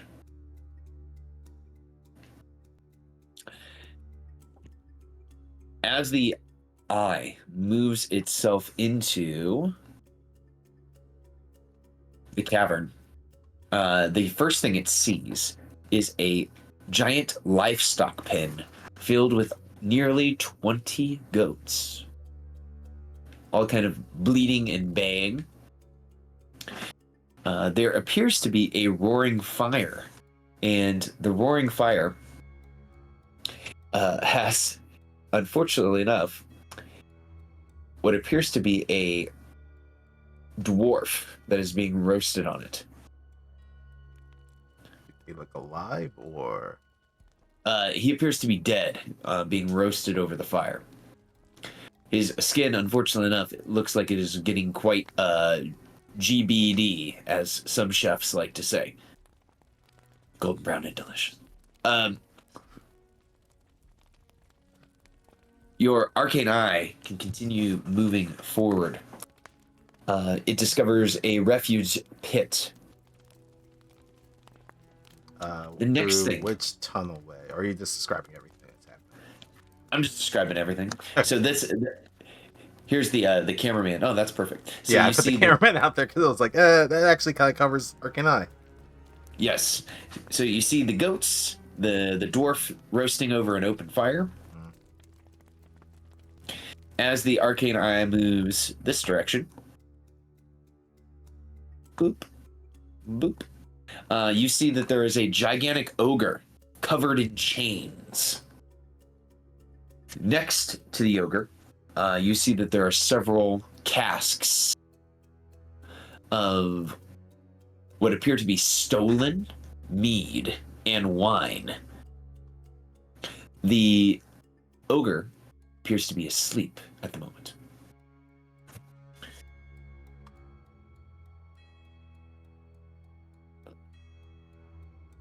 You said they're wrapped in chains? Yeah, he has chains all over his body. He looks like he is going to audition to be an extra in a Devil May Cry video game. He's got chains all over him. He's looking quite extreme, some might say. Does it? I guess what I'm asking is, does it look like they are in captivity with those chains, or is it just a fashion statement? This is much more of a fashion statement, or perhaps his weaponry that's kind of wrapped all around him. Ah. He is not being held in bondage, some might say. That's what I meant by fashion statement. But I wanted to be PG. We waxed rhapsodic about the efficacy of coconut oil. I don't think we worry about big fans I wasn't that part of that conversation. But true. Very true. Coconut oil, it's just solid for long enough. That's all I gotta say. Okay. So as the eye continues to move through this lair, it also discovers the home of what appears to be a bear within the cave.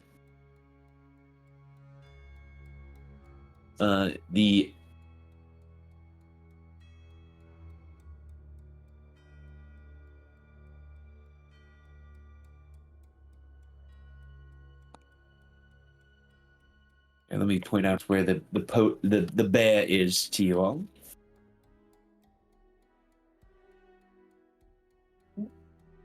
The bear is sleeping in this section of the cave. There is also a statue that appears to be kind of locked in the frozen water. It's kind of half in, half out.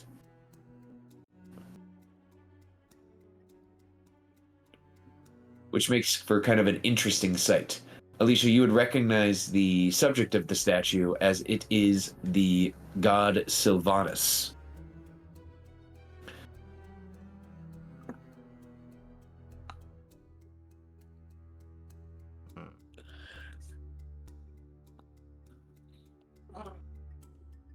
Well, I'm assuming that we're getting, a blow by blow of what is being observed as we go. Oh, yeah. Okay. Well, how do we want to play this then? I mean, do we want to,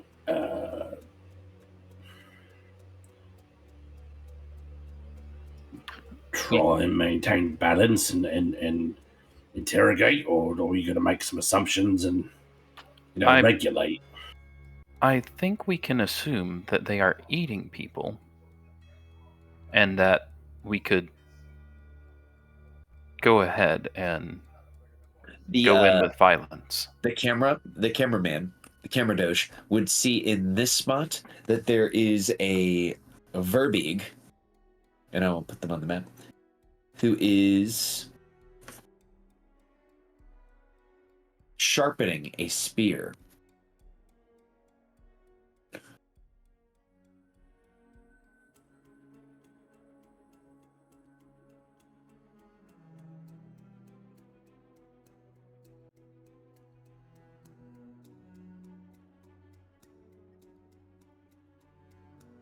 I would agree.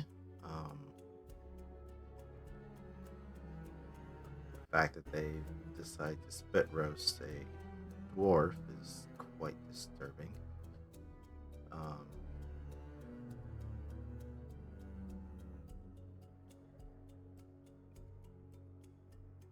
Let me continue getting additional information. Was that everything that I've seen so far, or still more? The last thing of note that Alicia would have seen is in this section here.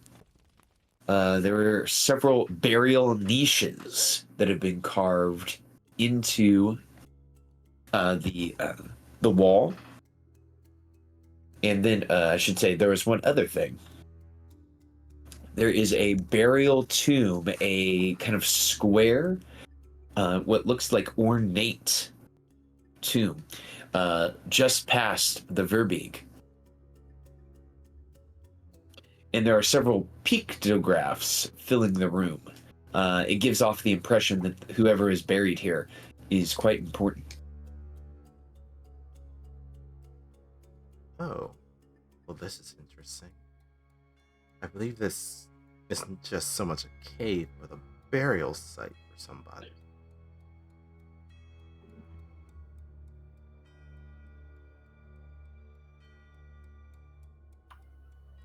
So for tactics, we could try to lure one giant into a. Are the giants separate, or are they sort of together, Alicia? Separate, though not by a huge amount of distance, but there's one to the, I guess, west of the main chamber. There's a pathway that leads out to one of the cave exits. We can lure them through there.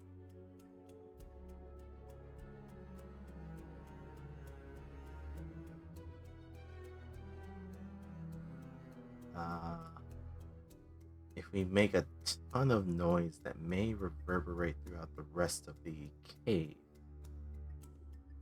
but it's possible to get them isolated.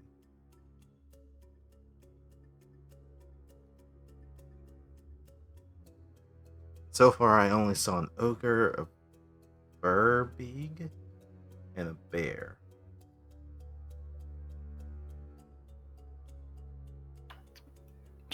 Maybe you should look into the other caves. Or do they seem connected inside? Some of them are connected by pathways. Do any of the entrances seem safer than the others?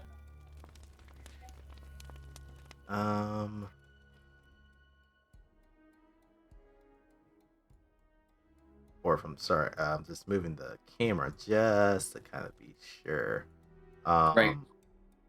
There is the main passageway that we're outside of right now. There doesn't seem to be anything heading that direction. There's one over here very close to whatever this chamber is that has the sheep and the roasting person. And then a bit further is the passageway that leads up to that Verbeeg individual. But I think the two that are closest to us don't immediately have anyone in there. Well, if you would all like to be careful about this, we could possibly go to one of the entrances that are closer to a hostile and make some sort of noise that they might wish to investigate, such as a missing goat, perhaps. You have a good point there. I could use my major image spell to make a goat that's just sort of making noise. That could work as a distraction. Alicia, do you see a good spot for doing that? The entranceway that's over here to the west that does somewhat lead to that Verbeeg individual. That would be able to carry sound over to them. Does that sound like a good idea to the rest of you? If we could fight it outside, that might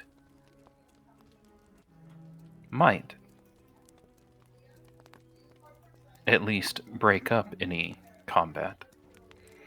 Right. And Ogre, I do have a... Go ahead. I do have a good range on my major image spell, which OOC is me telling you that I can cast it from 120 feet. If we lure the Verbeeg out, I could possibly collapse that entrance behind them, so that if other hostiles try to respond, they would have to go around the long way.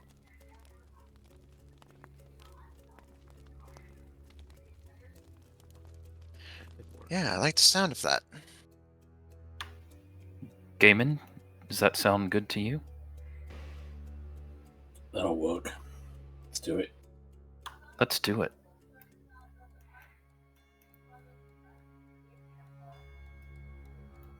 Alicia, you show us where we should set up.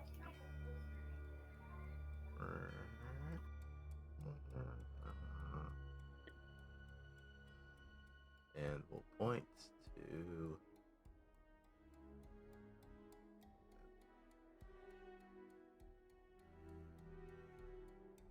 stupid drawing.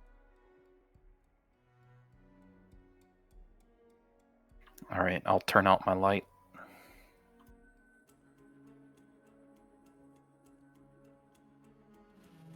All right, I'll go ahead and hang where I am here.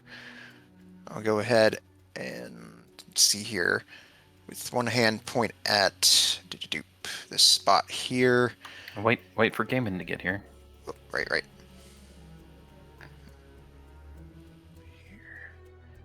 All right, while we're doing that, I'll just make sure, double check the wording here, make sure everything looks good. The ogre I did see in the back of the cave was sleeping, so maybe they won't wake up. Not sure about the bear. Yeah, let me check the range on Shatter as well. All right. Yep. OCS does look weird because it does say major image that says that it does appear real and does create sounds, smells, and temperature appropriate to the thing depicted. So this should work.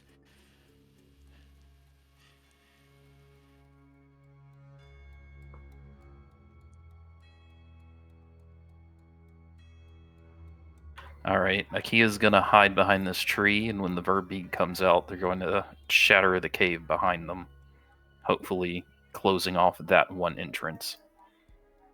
That's my plan. That's my idea of what's gonna happen. That sound right to everybody? Sounds good to me. Or if does that sound reasonable use of that spell? It sounds reasonable that you are going to attempt that. We'll see if it does enough damage to do that to the surface. Okie doke. Right. Or the one thing I want to ask, was there anything special about this? So those were burial niches. I can give you the full description right now. This is an 8-foot high, 5-foot wide passage. It has dozens of burial niches carved into its walls. You believe that these are filled with remains. What remains and whose remains they are, you would have to do more research into. That tickles Alicia's archaeology.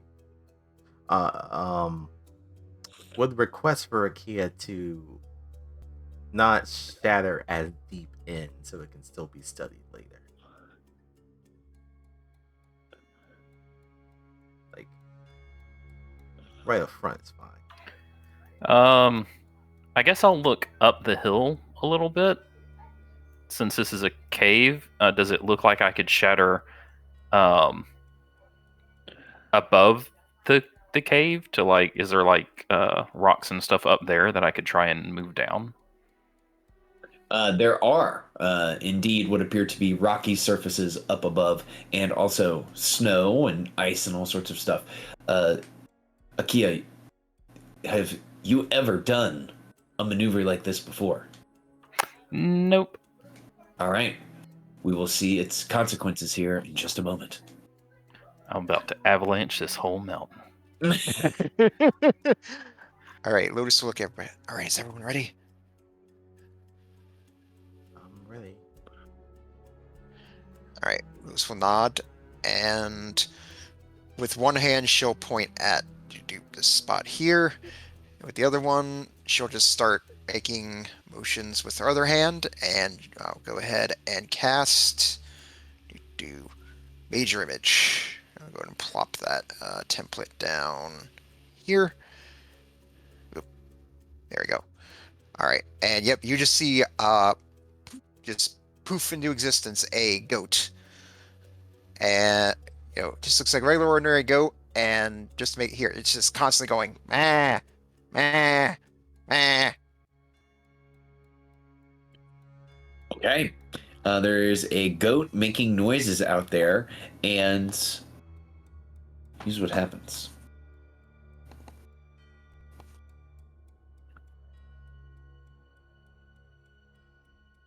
You hear kind of a grumble and coming from within the cavern where the arcane eye spotted the Verbeeg.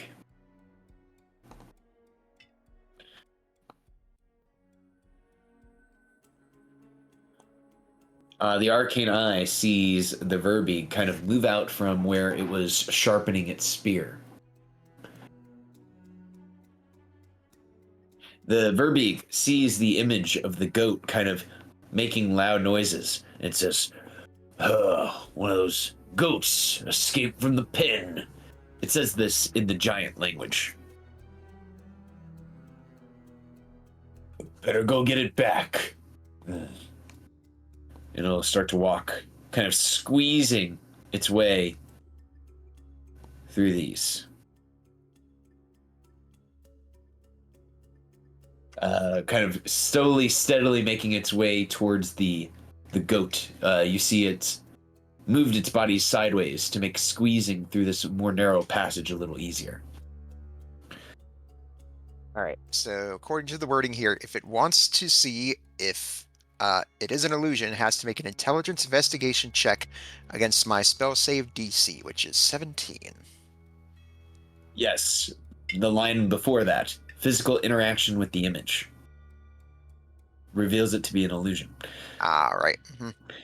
So the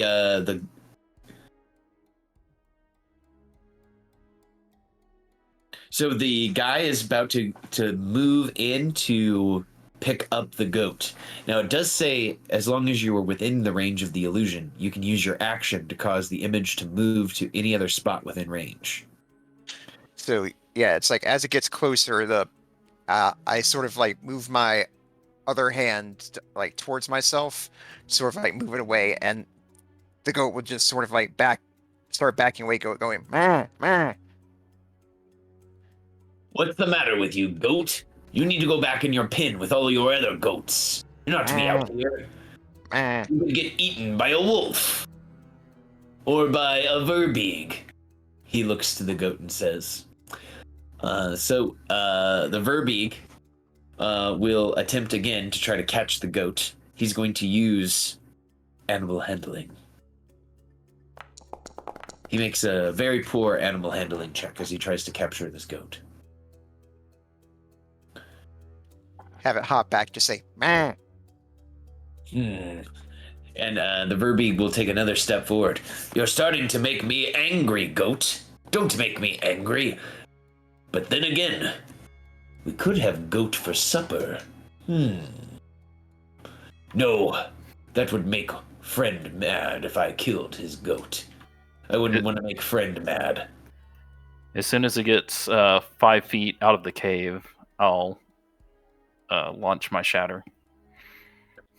All right, so he's 5 foot away from the cave. All right, and I will use the spell slot. And cast shatter? Yep, pulling up.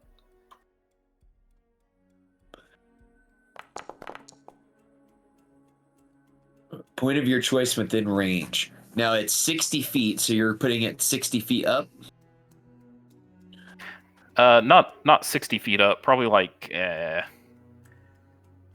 I'm not going to say that I have to like get him in it. I'm not going to try and like finagle that. I'm just going to go a little bit up, trying not to destroy the inside or as much of the inside of the cave, but just just throwing this grenade over its head. Gonna hit the wall right here. Okay. Here's what I would like you to do. Give me a flat intelligence check to see how well you're able to pull off this sculpted explosion. All right. I mean, I don't care that much if I destroy the things inside, but trying to do the thing Alicia asked. Let's see, int.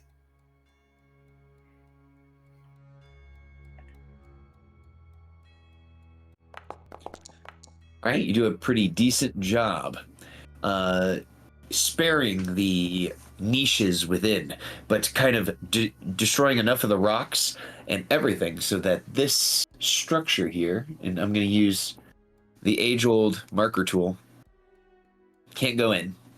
Blocked off. But here's what happens immediately.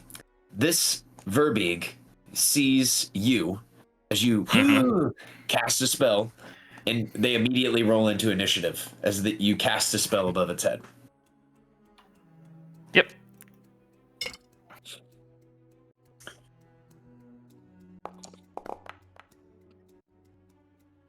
Now for the others, Alicia, Gaiman, and Lotus, you all can make stealth checks to see if you are hidden from the Verbeeg, as it can plainly see Akia. All right, I got a natural 20, so it's better than my initiative roll. So the Verbeeg, you would have had to roll. Unfortunately enough, both Alicia and Gaiman, your stealth check, you guys are sticking out like sore thumbs. But somehow, Lotus, you are able to be hidden enough that they do not detect you. Maybe you're hiding behind Gaiman, and he doesn't know that you're there, or something similar. Maybe it's like too distracted by the goat and my impressive goat noises. Yes, your goat noises. That's what's happening right now. So in the first round of combat here, Lotus gets to go before everyone else does.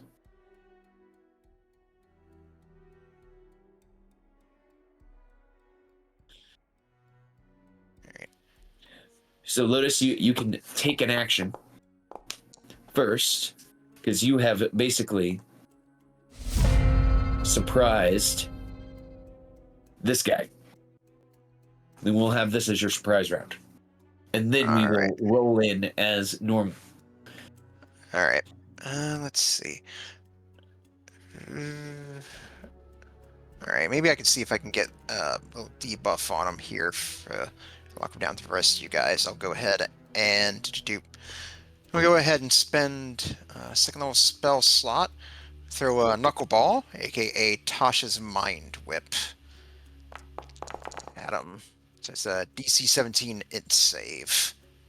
Alrighty, let's see what this Verbeeg has for you in the realms of int saves. That is a 2 on the die. A 2 on the die is not going to do it. All right, so it takes 10 damage there. And let's see here. Can't take a reaction until the end of its next turn. And on its next turn, it must choose either move, action, or bonus action. Just one of the three. Action, bonus action, or move. All right. All right, and we have moved out of suspense to ambush.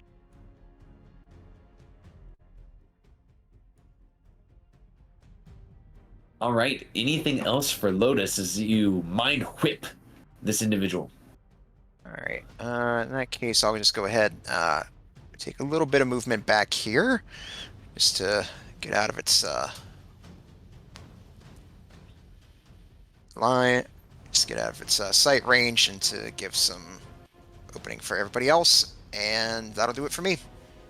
All right, so starting the first round, this guy just got mind whipped.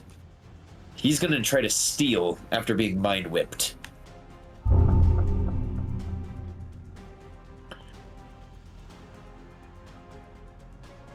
So he sees Lotus, Alicia, Gaiman, and Akia,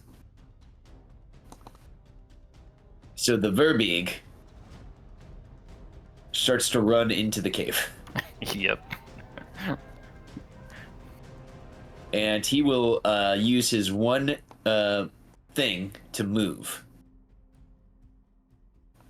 And as he moves in, he goes, "Friend! Friend! Help! I've been attacked! Help!"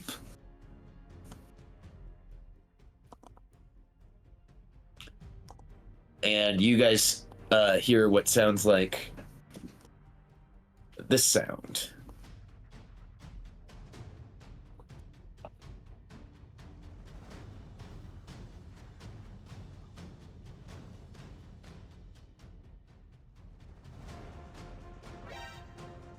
It's over and over. You hear that coming out from over.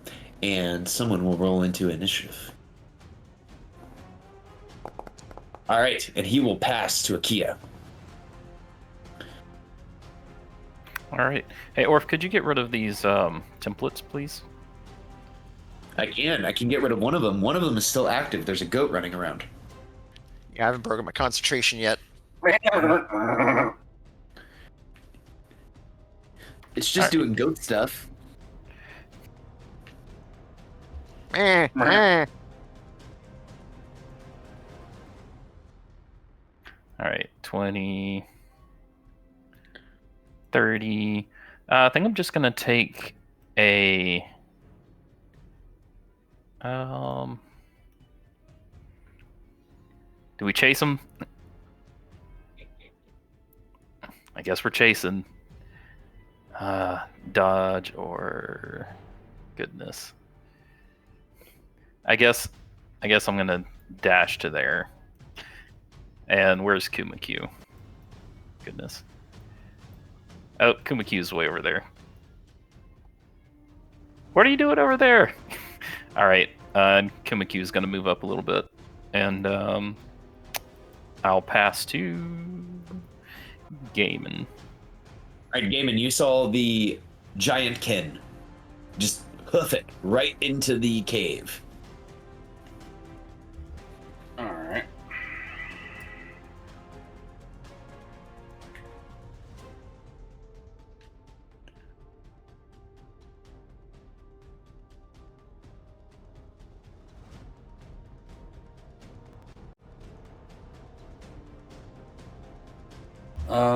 Bonus action rage.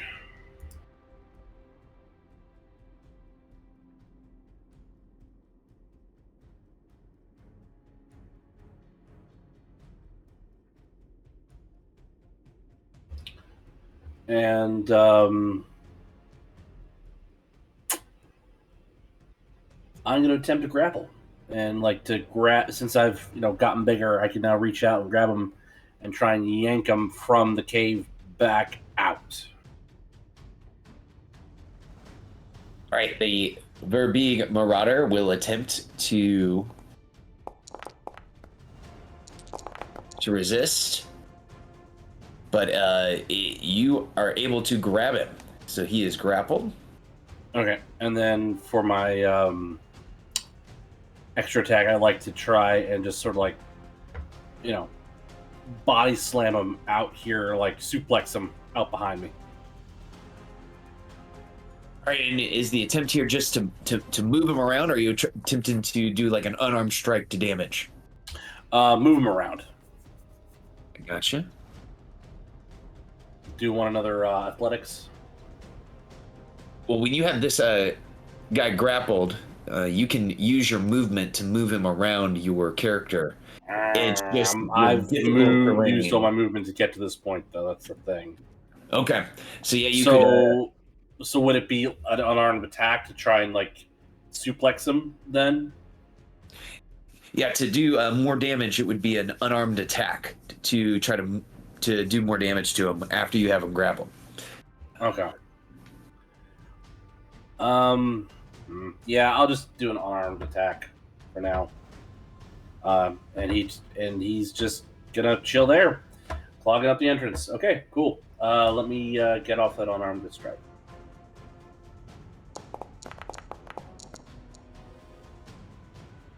Does a 10 hit? A 10 will miss, Doug. You guys now know their name is Doug.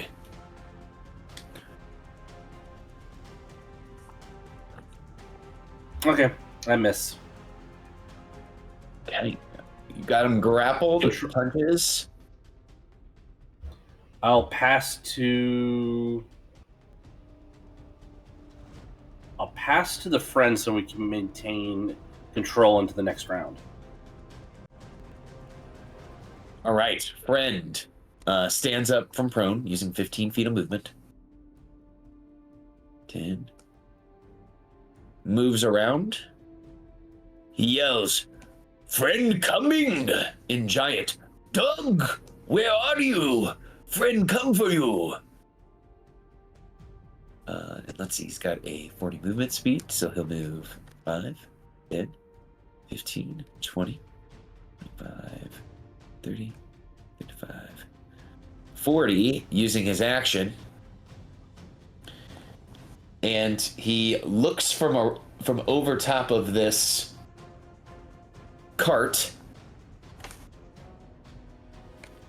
and he can see this Verbeeg. He's like scrambling, grappling with Gaiman, and he's like, "Help, friend, help! Someone's attacking us!" And friends say, "My fist and chain will help." And he begins to swing a chain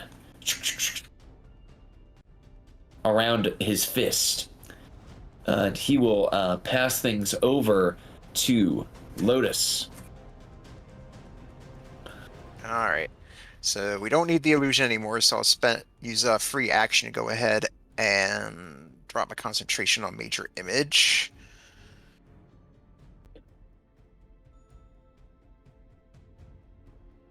All right. So I'll just go ahead and take some movement here.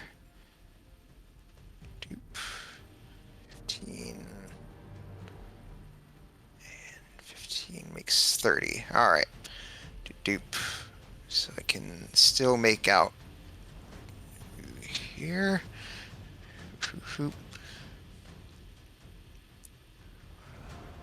Right, let's see.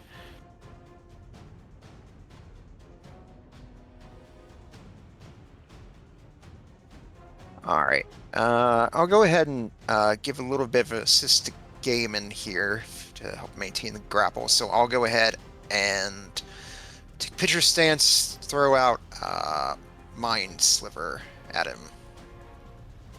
All right, let's see what happens.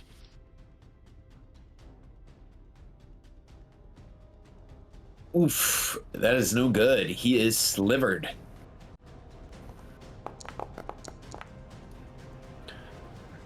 All right, so that'll do for me. I will go ahead and pass to Alicia.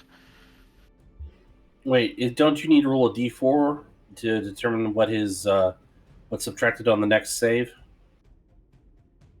That is in the spell. Would you like to roll that now, or when he makes his next saving throw? Tell you what, I may as well do it now. All right, so we'll subtract 2.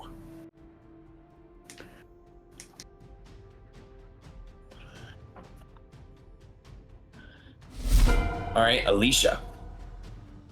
All right. 1.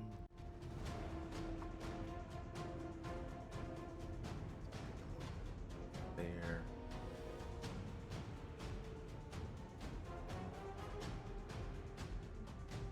Okay. I can barely see them. I don't have a lot of things that you see.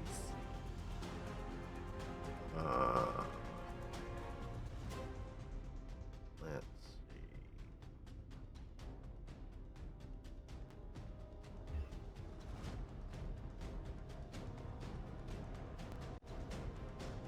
Actually,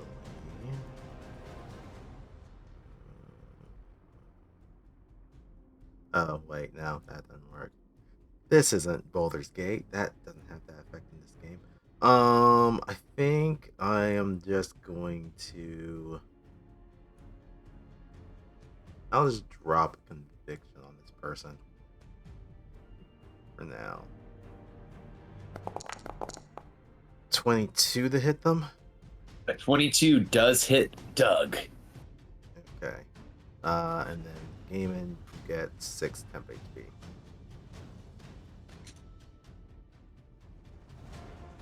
And then I will move backwards some,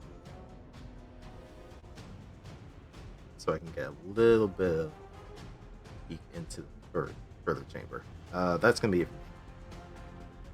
I will pass Right. it to. Well, they probably will steal. It will. Doug steals. Doug puts one of his free hands in his mouth and he begins to whistle. And he just whistles super loud. And as he does so, you guys hear a strange noise.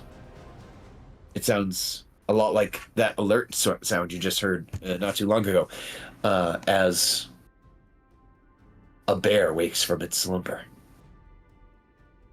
and rolls into the initiative. The Verbeeg will turn back to you, Gaiman, and looks at you, peering their eyes, recognizing you as a giant kin, and says, "Who are you all? Why are you attacking us?"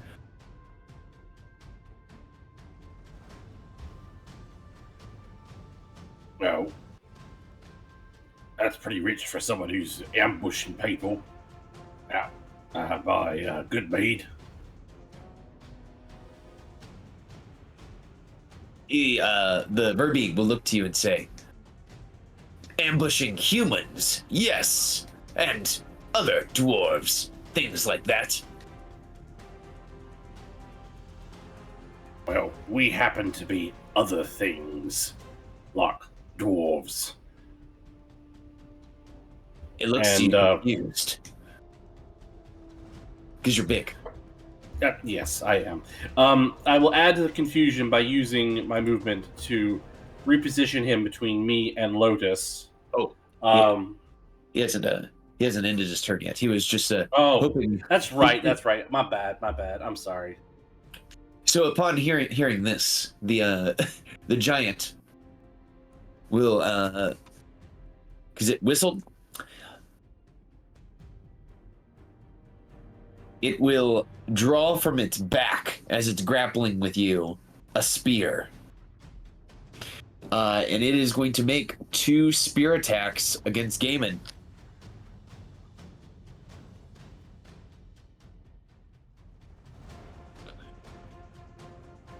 All right, here we go. Spear attack. Number 1, it can make 2 melee attacks. That is a natural 1, missing Gaiman as it goes for the first stab. 14 to miss the second stab. That is no good. All right, that is Doug's turn. It's going to pass to the polar bear. Okay, the polar bear stands up, taking 20 feet of movement.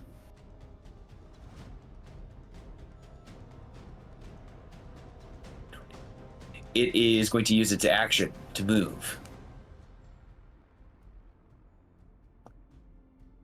towards the sound of the whistle, moving a total of 60 feet this turn. The polar bear is going to pass to Friend. Doug will yell, "They blew up the entryway to the vestiges. Protect the goats, Friend. Come from the other way." And Friend will say, "Don't worry, Doug. I'll save you." And it starts to run this way.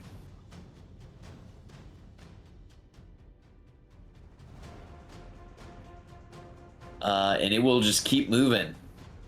As you guys hear it kind of trunking along towards your back flank. It will then pass to Akia.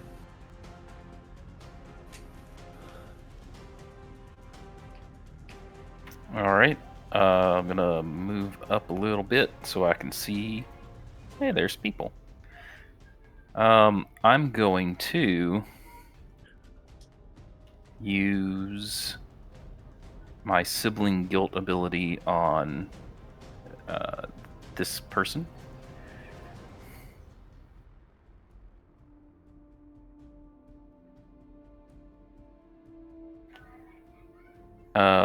They're going to be overwhelmed with a sense of remorse for all the people that they've eaten.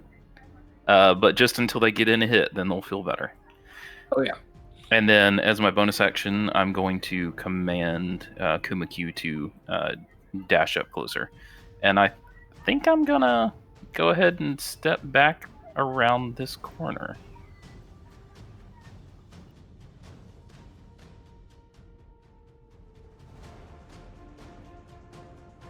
Okay, you have control of who gets it. And Kumakyu's gonna dash.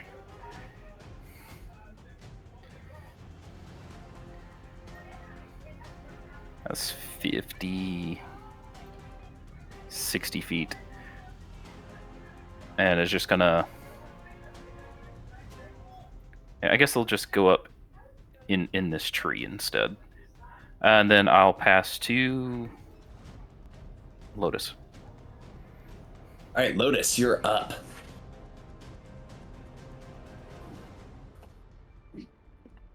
All right. I'll go ahead and save the big guns for now. So just to cause a little bit of damage here, I'll just go ahead and target Doug there. And go ahead and chuck fire bolts at him. You're gonna throw a firebolt at Doug? Yep. Fuck you, Doug. We can't. Okay, 14. A 14 will hit Doug for 10 points of damage. All right. Then hearing the commotion coming from here, it's like, all right, I think we've got company coming from this direction. And she'll point over towards.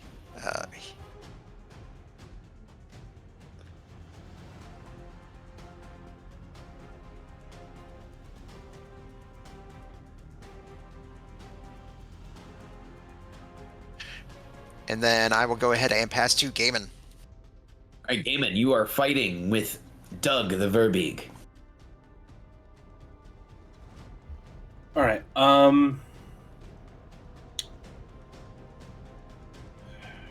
not gonna be able to do that.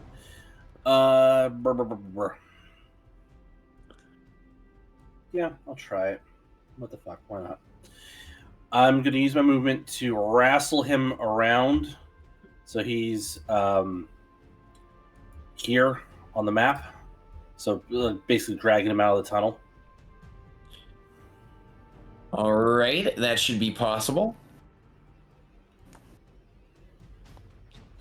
So using 30 feet of movement to pull him out. All right. And then I'm going to free action release the grapple so I have a hand free. I'm going to draw Skafnung, and I'm going to attack him, and I'm going to try and stun him. Hey, here we go. Let's see what happens. Okay, that is a hit. So Doug is bloodied. And it's -2 on his saving throw.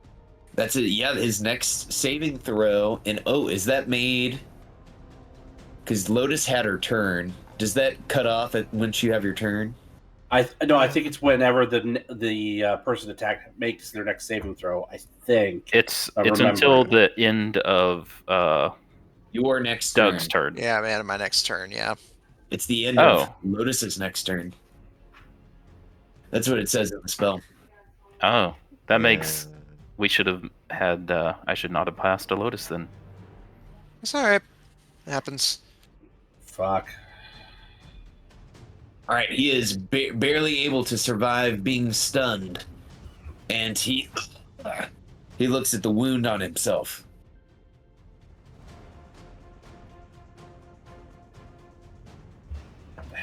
Damn it. All right, fuck it. I'll do it again.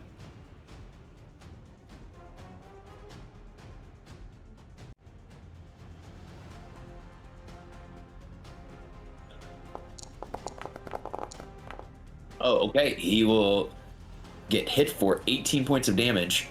And then let's see if he... Nope. That's a natural 1. He is stunned. Or paralyzed. Which is even worse.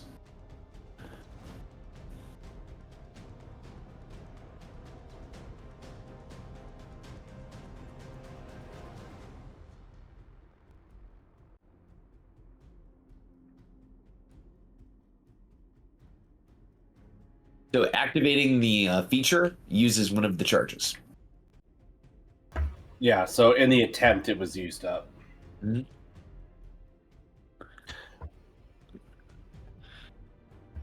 All right. I'm going to do the remaining 10 feet of movement, and I'm going to move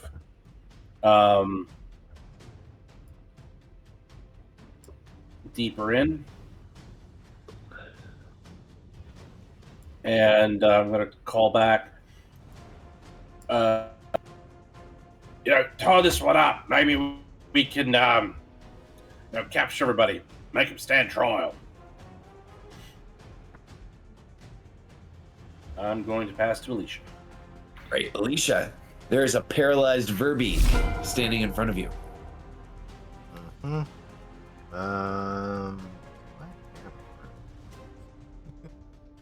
This is 2 games where the question of rope has become a concern. Yeah, because this is a large creature, a giant, super strong, super bulky.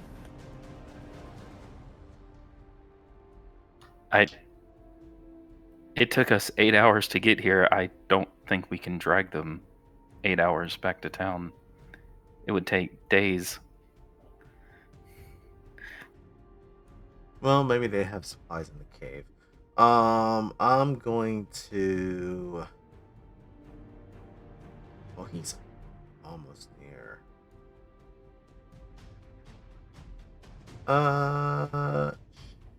Sure. This ain't gonna go well, but I'll attempt it. Time interaction.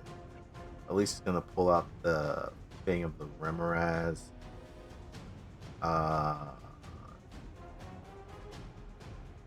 Okay. Bonus action will turn on its ability.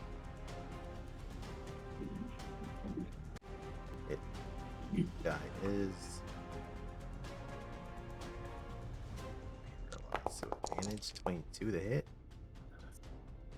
That does hit, and you are within 5 feet, so this does become a critical hit for 16 damage. Alright, I would like to non-lethally knock him out with a melee attack. If that's enough to down him. That was. He had only 14 hit points left, so 16. He falls unconscious. Alright, cool. And then we'll kind of tuck themselves in behind this individual, knowing that there's a polar bear probably gonna bear down on us pretty soon. And then I will pass it to Lotus. All right, Lotus. You are up in round 3. All right. Can't really see much from where I am, but I still have a good view in either direction. So, yeah, but I'm still worried that if I cast light, it's gonna make myself a big ass target. Oh no, my thing is shedding light, so Oh, right, okay, never mind. And Alright, it should so be I don't. noted, it is still dim light right now. Right, okay. For the next 30-ish minutes, you guys will have dim light. You could, I don't know. I don't know if you want options. You know what? I prefer hearing suggestions. Right? You could hold the spell attack. You could hide. You could jump in the cave. Or you could just dodge. All of those would be good things to do. Alright. Guess right here. I guess in that case, if it's here, I could probably take some movement, sort of move in here behind around what I assume is some thick foliage here, and I'm gonna take attempt to hide action. This way, hopefully, I can not alert the attention of anything coming from either direction. Let's go ahead and roll that stealth check. Tell you what, let me burn Facspiration on that. Sure. All right, not too bad. 16. Absolutely. 16, pretty decent. As long as you defeat their passive perception, they will not know that you're behind that foliage. All right, so I'll just go ahead and hang here then. And who wants it next? I'll take it. All right, I'll go ahead and pass to Akia 13. Does anyone know which way the polar bear is coming from? You can probably hear it around the corner. It's very close. Oh, do I hear it actually coming from the cave? Yes, and Alicia's arcane eye would have saw where the bear was coming from initially, because of Alright. its sleeping spot. Is this difficult terrain? It is not difficult terrain. All right, that's 5, 10, 15, 20, 25, 30. Gaiman, how about you intercept the other giant and I'll take the polar bear? All right. Thank you. I appreciate that. I'll use... So that's my movement. I will use my action to dodge and my bonus action to... I'm not actually going to use my bonus action for anything. I'm just going to have Kumakyu make a stealth check in the tree. Oh, yeah, that'll take my bonus action. And then as they do a stealth check, I will pass to Gaiman.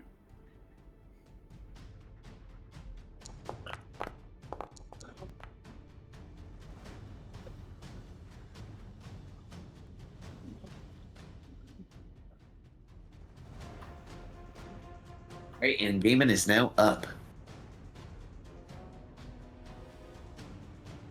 All right. Moving 20 feet into the main cave. Looking for a foe. Shoot. Do I know which of the branches I need to follow for the for friend? You guys heard a friend basically run out of the entrance that you saw the mammoth tusks from, past the goat pins. You would have heard him running that direction. So Okay. he headed off this way. All right, I'm gonna go after him. Another 20 feet. I'm going to use my action to try and bait him to come back. So I'm going to... Do you want intimidation or performance? This would be a performance to goad him back in. All right. I'm going to use another Demon Inspiration to roll with advantage. And so Gaiman's going to bellow out, "Oh, shit for brains! You're going the wrong way, you dumb fucker!"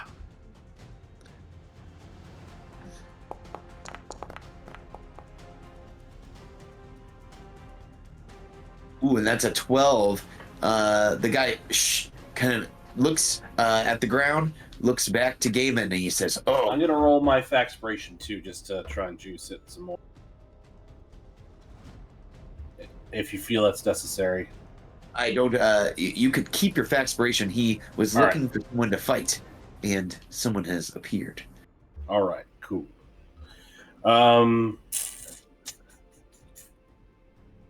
So yeah, that's my turn. I'll pass to him. Alrighty, friend is up. Friend will start hoofing it back towards Gaiman. Moving 25 feet to here. 40 feet to here. He sees Gaiman from around the corner. He will target Gaiman. And Gaiman, he will do his chain swing maneuver.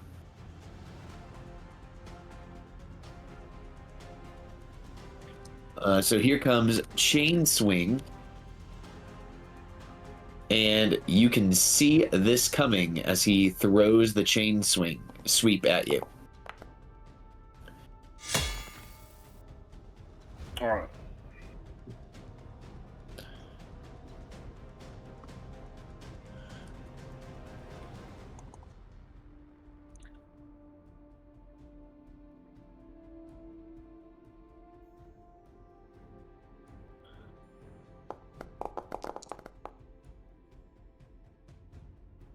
All right, we hear a loud. I'm gonna try and see if I can't at least. Yeah, I gotta try on that. So let me roll a d8. Absolutely. Nope, I get knocked prone. As you get knocked prone and you take 8 damage as you smash into the ground, as you feel a chain has been wrapped around your legs.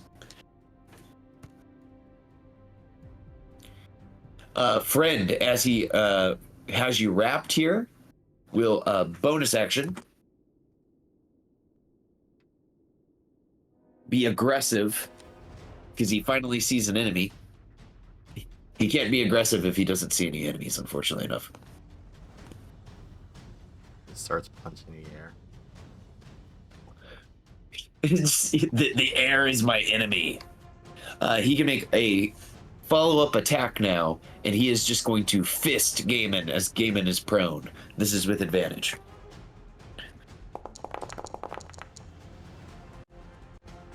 As he... I do not consent to the fisting. as he deals 8 points of fist damage to Gaiman. All right. 19 hits. And that is it for him. He will pass to the bear. Oh, and Derp, I'm raging, so all that damage is halved. So after the 2 attacks, it's a total of 8. So my bad. The bear comes outside. It begins to sniff the air. Lotus, unfortunately enough, bears have a very high perception score. They also have keen smell.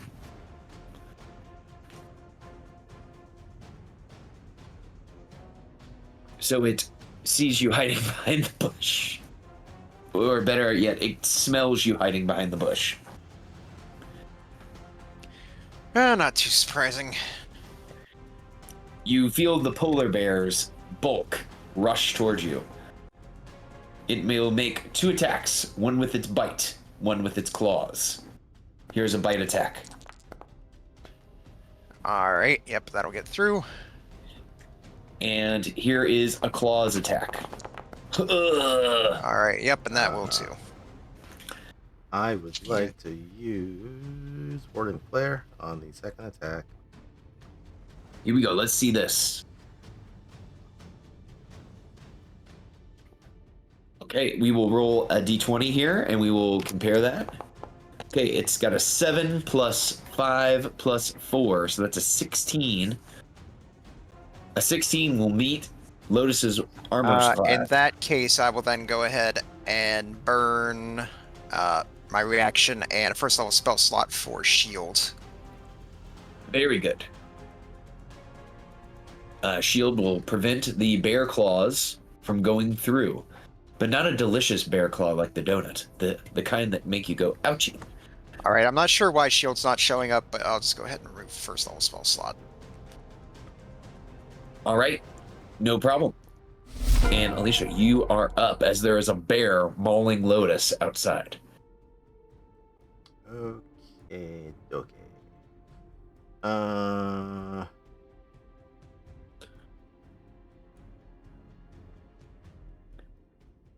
I think Gaiman should be fine against Chain Boy. I'm going to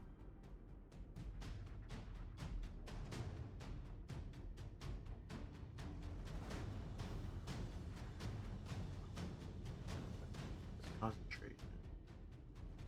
Not. Can I attempt to make a intimidation check against the bear? And I know this ain't Boulder's Gate, But I'd like to use thaumaturgy to kind of boost my voice. Absolutely. To see if you can't try to scare the bear away. Yeah. Intimidation. Oh, sweet baby Jesus.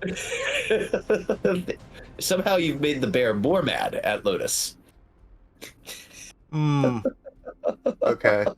Well, that's what happens when I try and think of stuff. All right. Then Alicia, that's the giant word for eat your snack. Oof. All right. Then bad bear. I use my casting of Weapon of Faith to cast spiritual weapon and whack the bear on the snout. That hits the bear. Smacks for 6 points of force damage.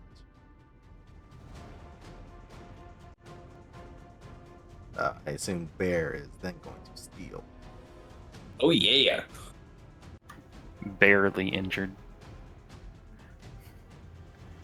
You could say that it's excited to steal. So in round 4, the bear will steal. It's got a Lotus here. Lotus, the bear looks at you hungrily. It is going to attempt to grapple Lotus. Here is a grapple check for Lotus. That's a 15 as it's trying to bear hug you. Alright.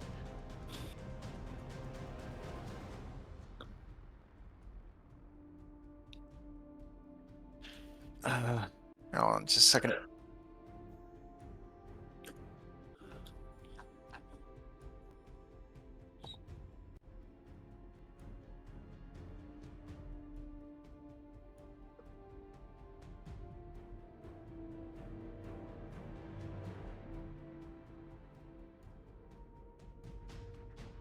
Alright, sorry, I need to refresh real quick. No problem.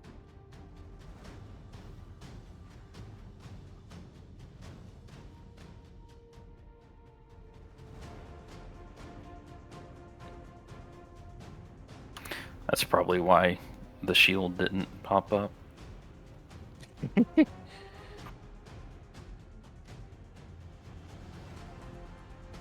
Alright, back in. Alright. Alright, acrobatics. Bloop. Alright, no problem.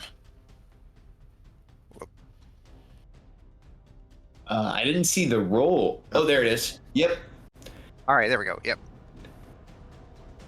You're able to kind of jump out of the way of the bear grabbing hold of you.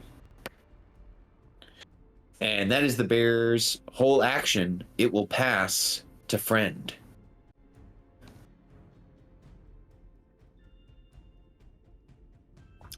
All right. Friend is fighting with Gaiman. It's going to target Gaiman.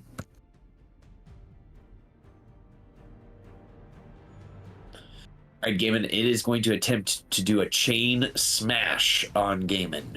Here it is. Okay. It's chain smash. This would be an advantage since I'm prone. Okay, it hits, but Gaiman needs to make a Constitution saving throw or be dazed. Dazed is a crazy thing to be. Spiritual weapon made the save, but it's a 13 on the die.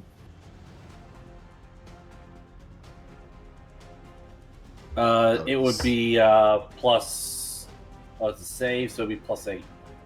Oh, so Gaiman is absolutely fine. He is not dazed by this effect. So he can make that attack one time, and then he will fist.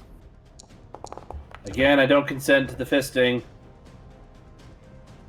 And he looks to you and says, I don't need your consent. And then just punches you in the butt again. Boom! Using your butt like a speed bag.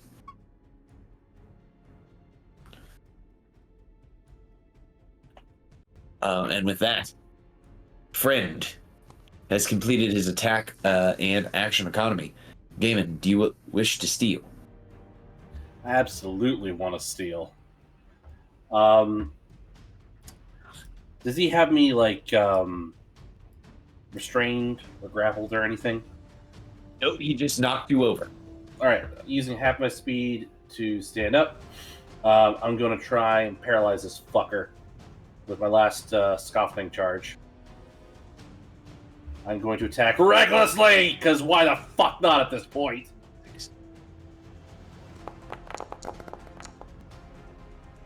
Oof.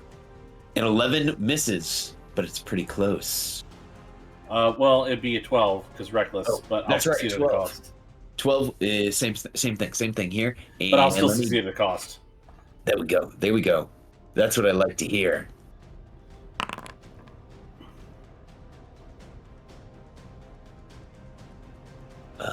Okay, so an item you're holding, using Well, I've got my shield and I've got scoff thing. here. Give us a D2. On a 1, it's your sword. On a 2, it's your shield.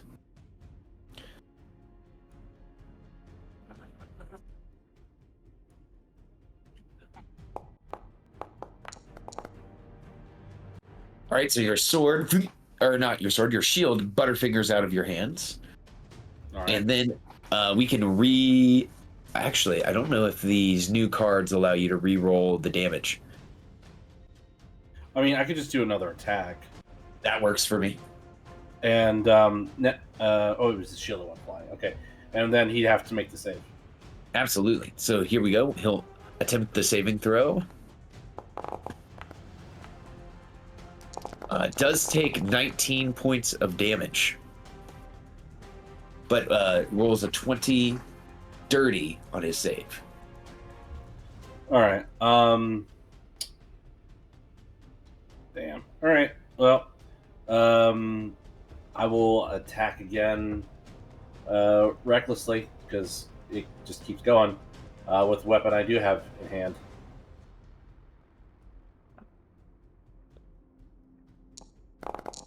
For another 19 points of damage.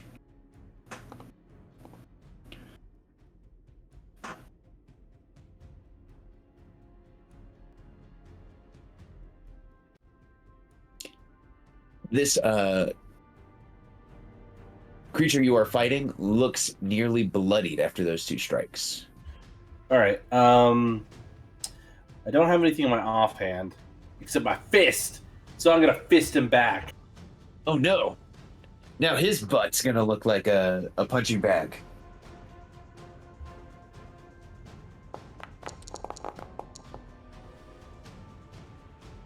Does a 13 hit. A 13 will miss. I'll succeed at a cost. All right, you all have discovered that Friend's armor class is a 14. Ooh, Damn. Ooh, that is a bad one. So as you punch him, you make solid contact. However, your knuckle gets caught on one of the chains, ripping the skin from the knuckle, giving you this misfortune token. So let me give this that. And I'm gonna re-roll. I'm gonna roll another unarmed strike so I can re-roll the damage. All right, so a gentle 8.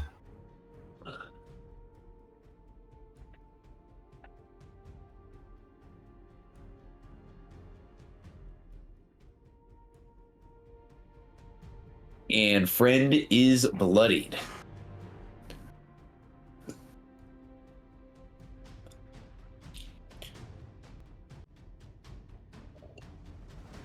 All right, and I give myself a misfortune token. Does anybody want it? Yes, please. I'll give it to Akia.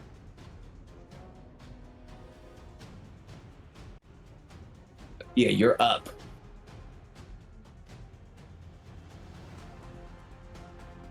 20, 30.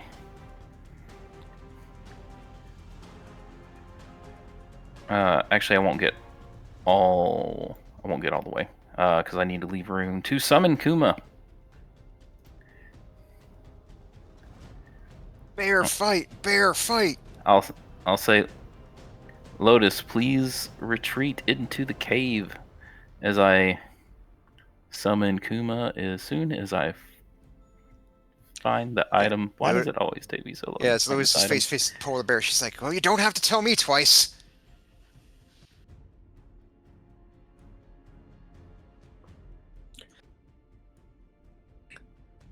Oh, here's something. Once it has been used, it can't be used again until 2 days have passed. Have we been strict on that? Yes.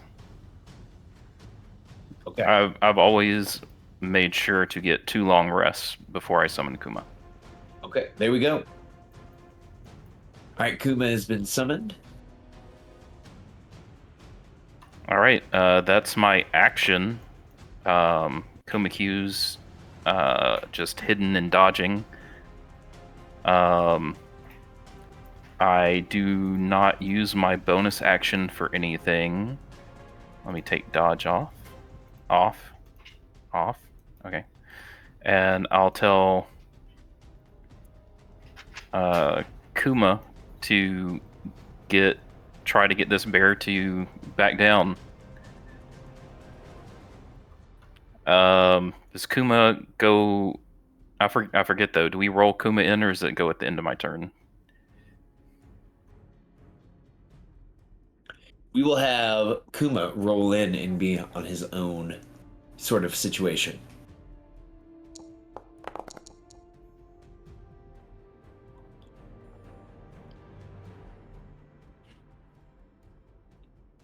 Okay. But then I can go ahead and pass to Kuma. You could. Okay, I'll pass to Kuma, and then Kuma is going to try to get this polar bear to back down. So I guess Kuma needs to make a check of some sort. Yeah, this would be intimidation. All right. Kuma does not really have much of a character sheet, so what would that be? Charisma? That is a charisma check.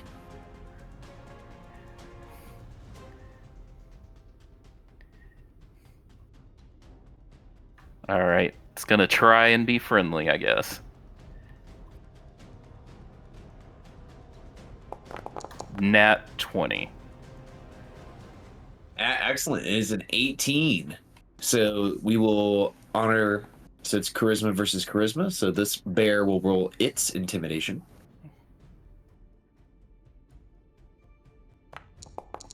Okay, it gets a 2, which means this bear is much scarier than the bear that you were fighting. So let's see what happens on the bear's turn when it comes up.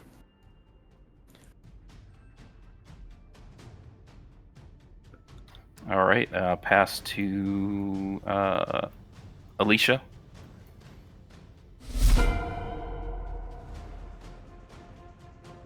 All right.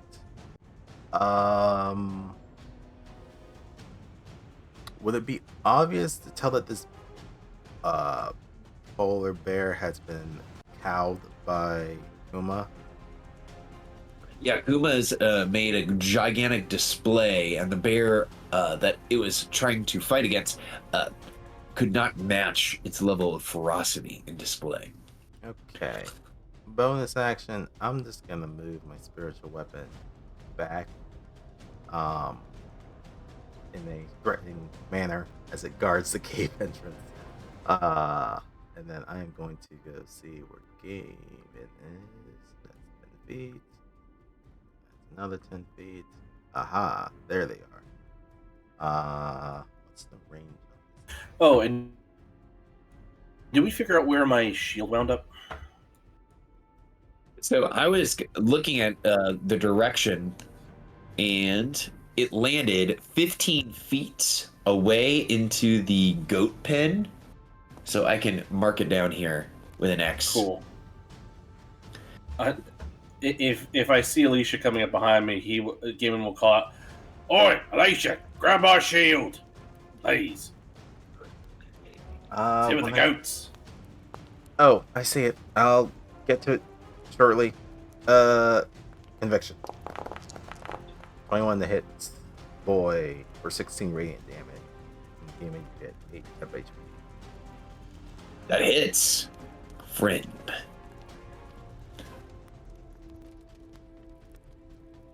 Alright, that is movement, action, and bonus action. All right, Lotus, you are the last one in this round of combat. want to risk attack opportunity if I can. So I'll go ahead, target the bear. And You can just disengage. You don't have to. oh, yeah, I guess that's true. All right. So hopefully here, but we'll find out what happens on its turn. Okay, so yeah, I'll just go ahead and disengage and just move away from it here.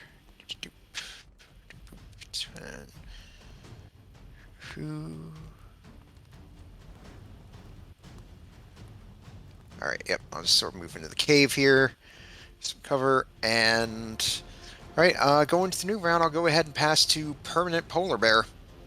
All right. As we are going into round 5, you all see, as this fight is going on this side here, so Akia would see this. Lotus, I think you would barely make it out. A woman, or I should say a female Verbeeg, comes kind of walking over the ledge, and you see that she has this large, what looks like wrapped present in her hands. She looks like this. And she's calling out, she says, "Doug, you're not gonna believe what I found for you, my love. Oh, I can't wait to see you. Doug." And as she kind of like crests the hill, she sees the violence that's happening. And her hands drop the present to the ground. Toot, toot, toot, toot, toot, toot. And that's where we will end the session for tonight, as Doug's lover has returned. Well, at least Doug's only knocked out. Yeah. Her name is Patty Mayonnaise. No, just kidding. Oh shit.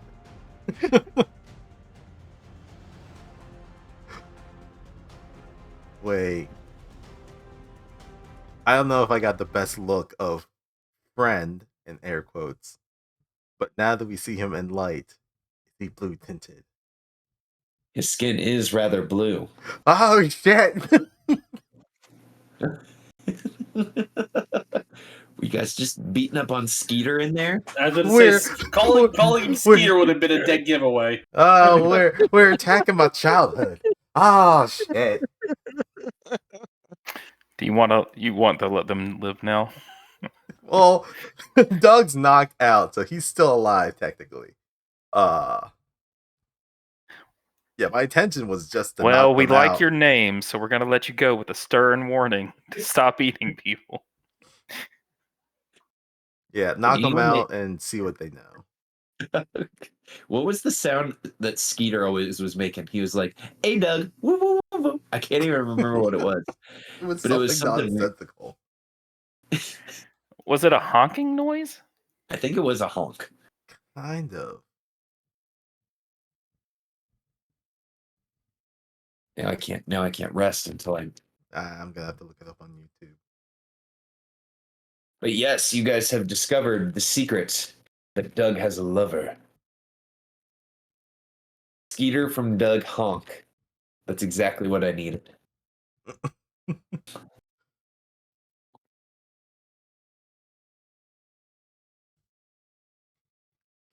If this other Verbeeg really is named Patty, I would lose it.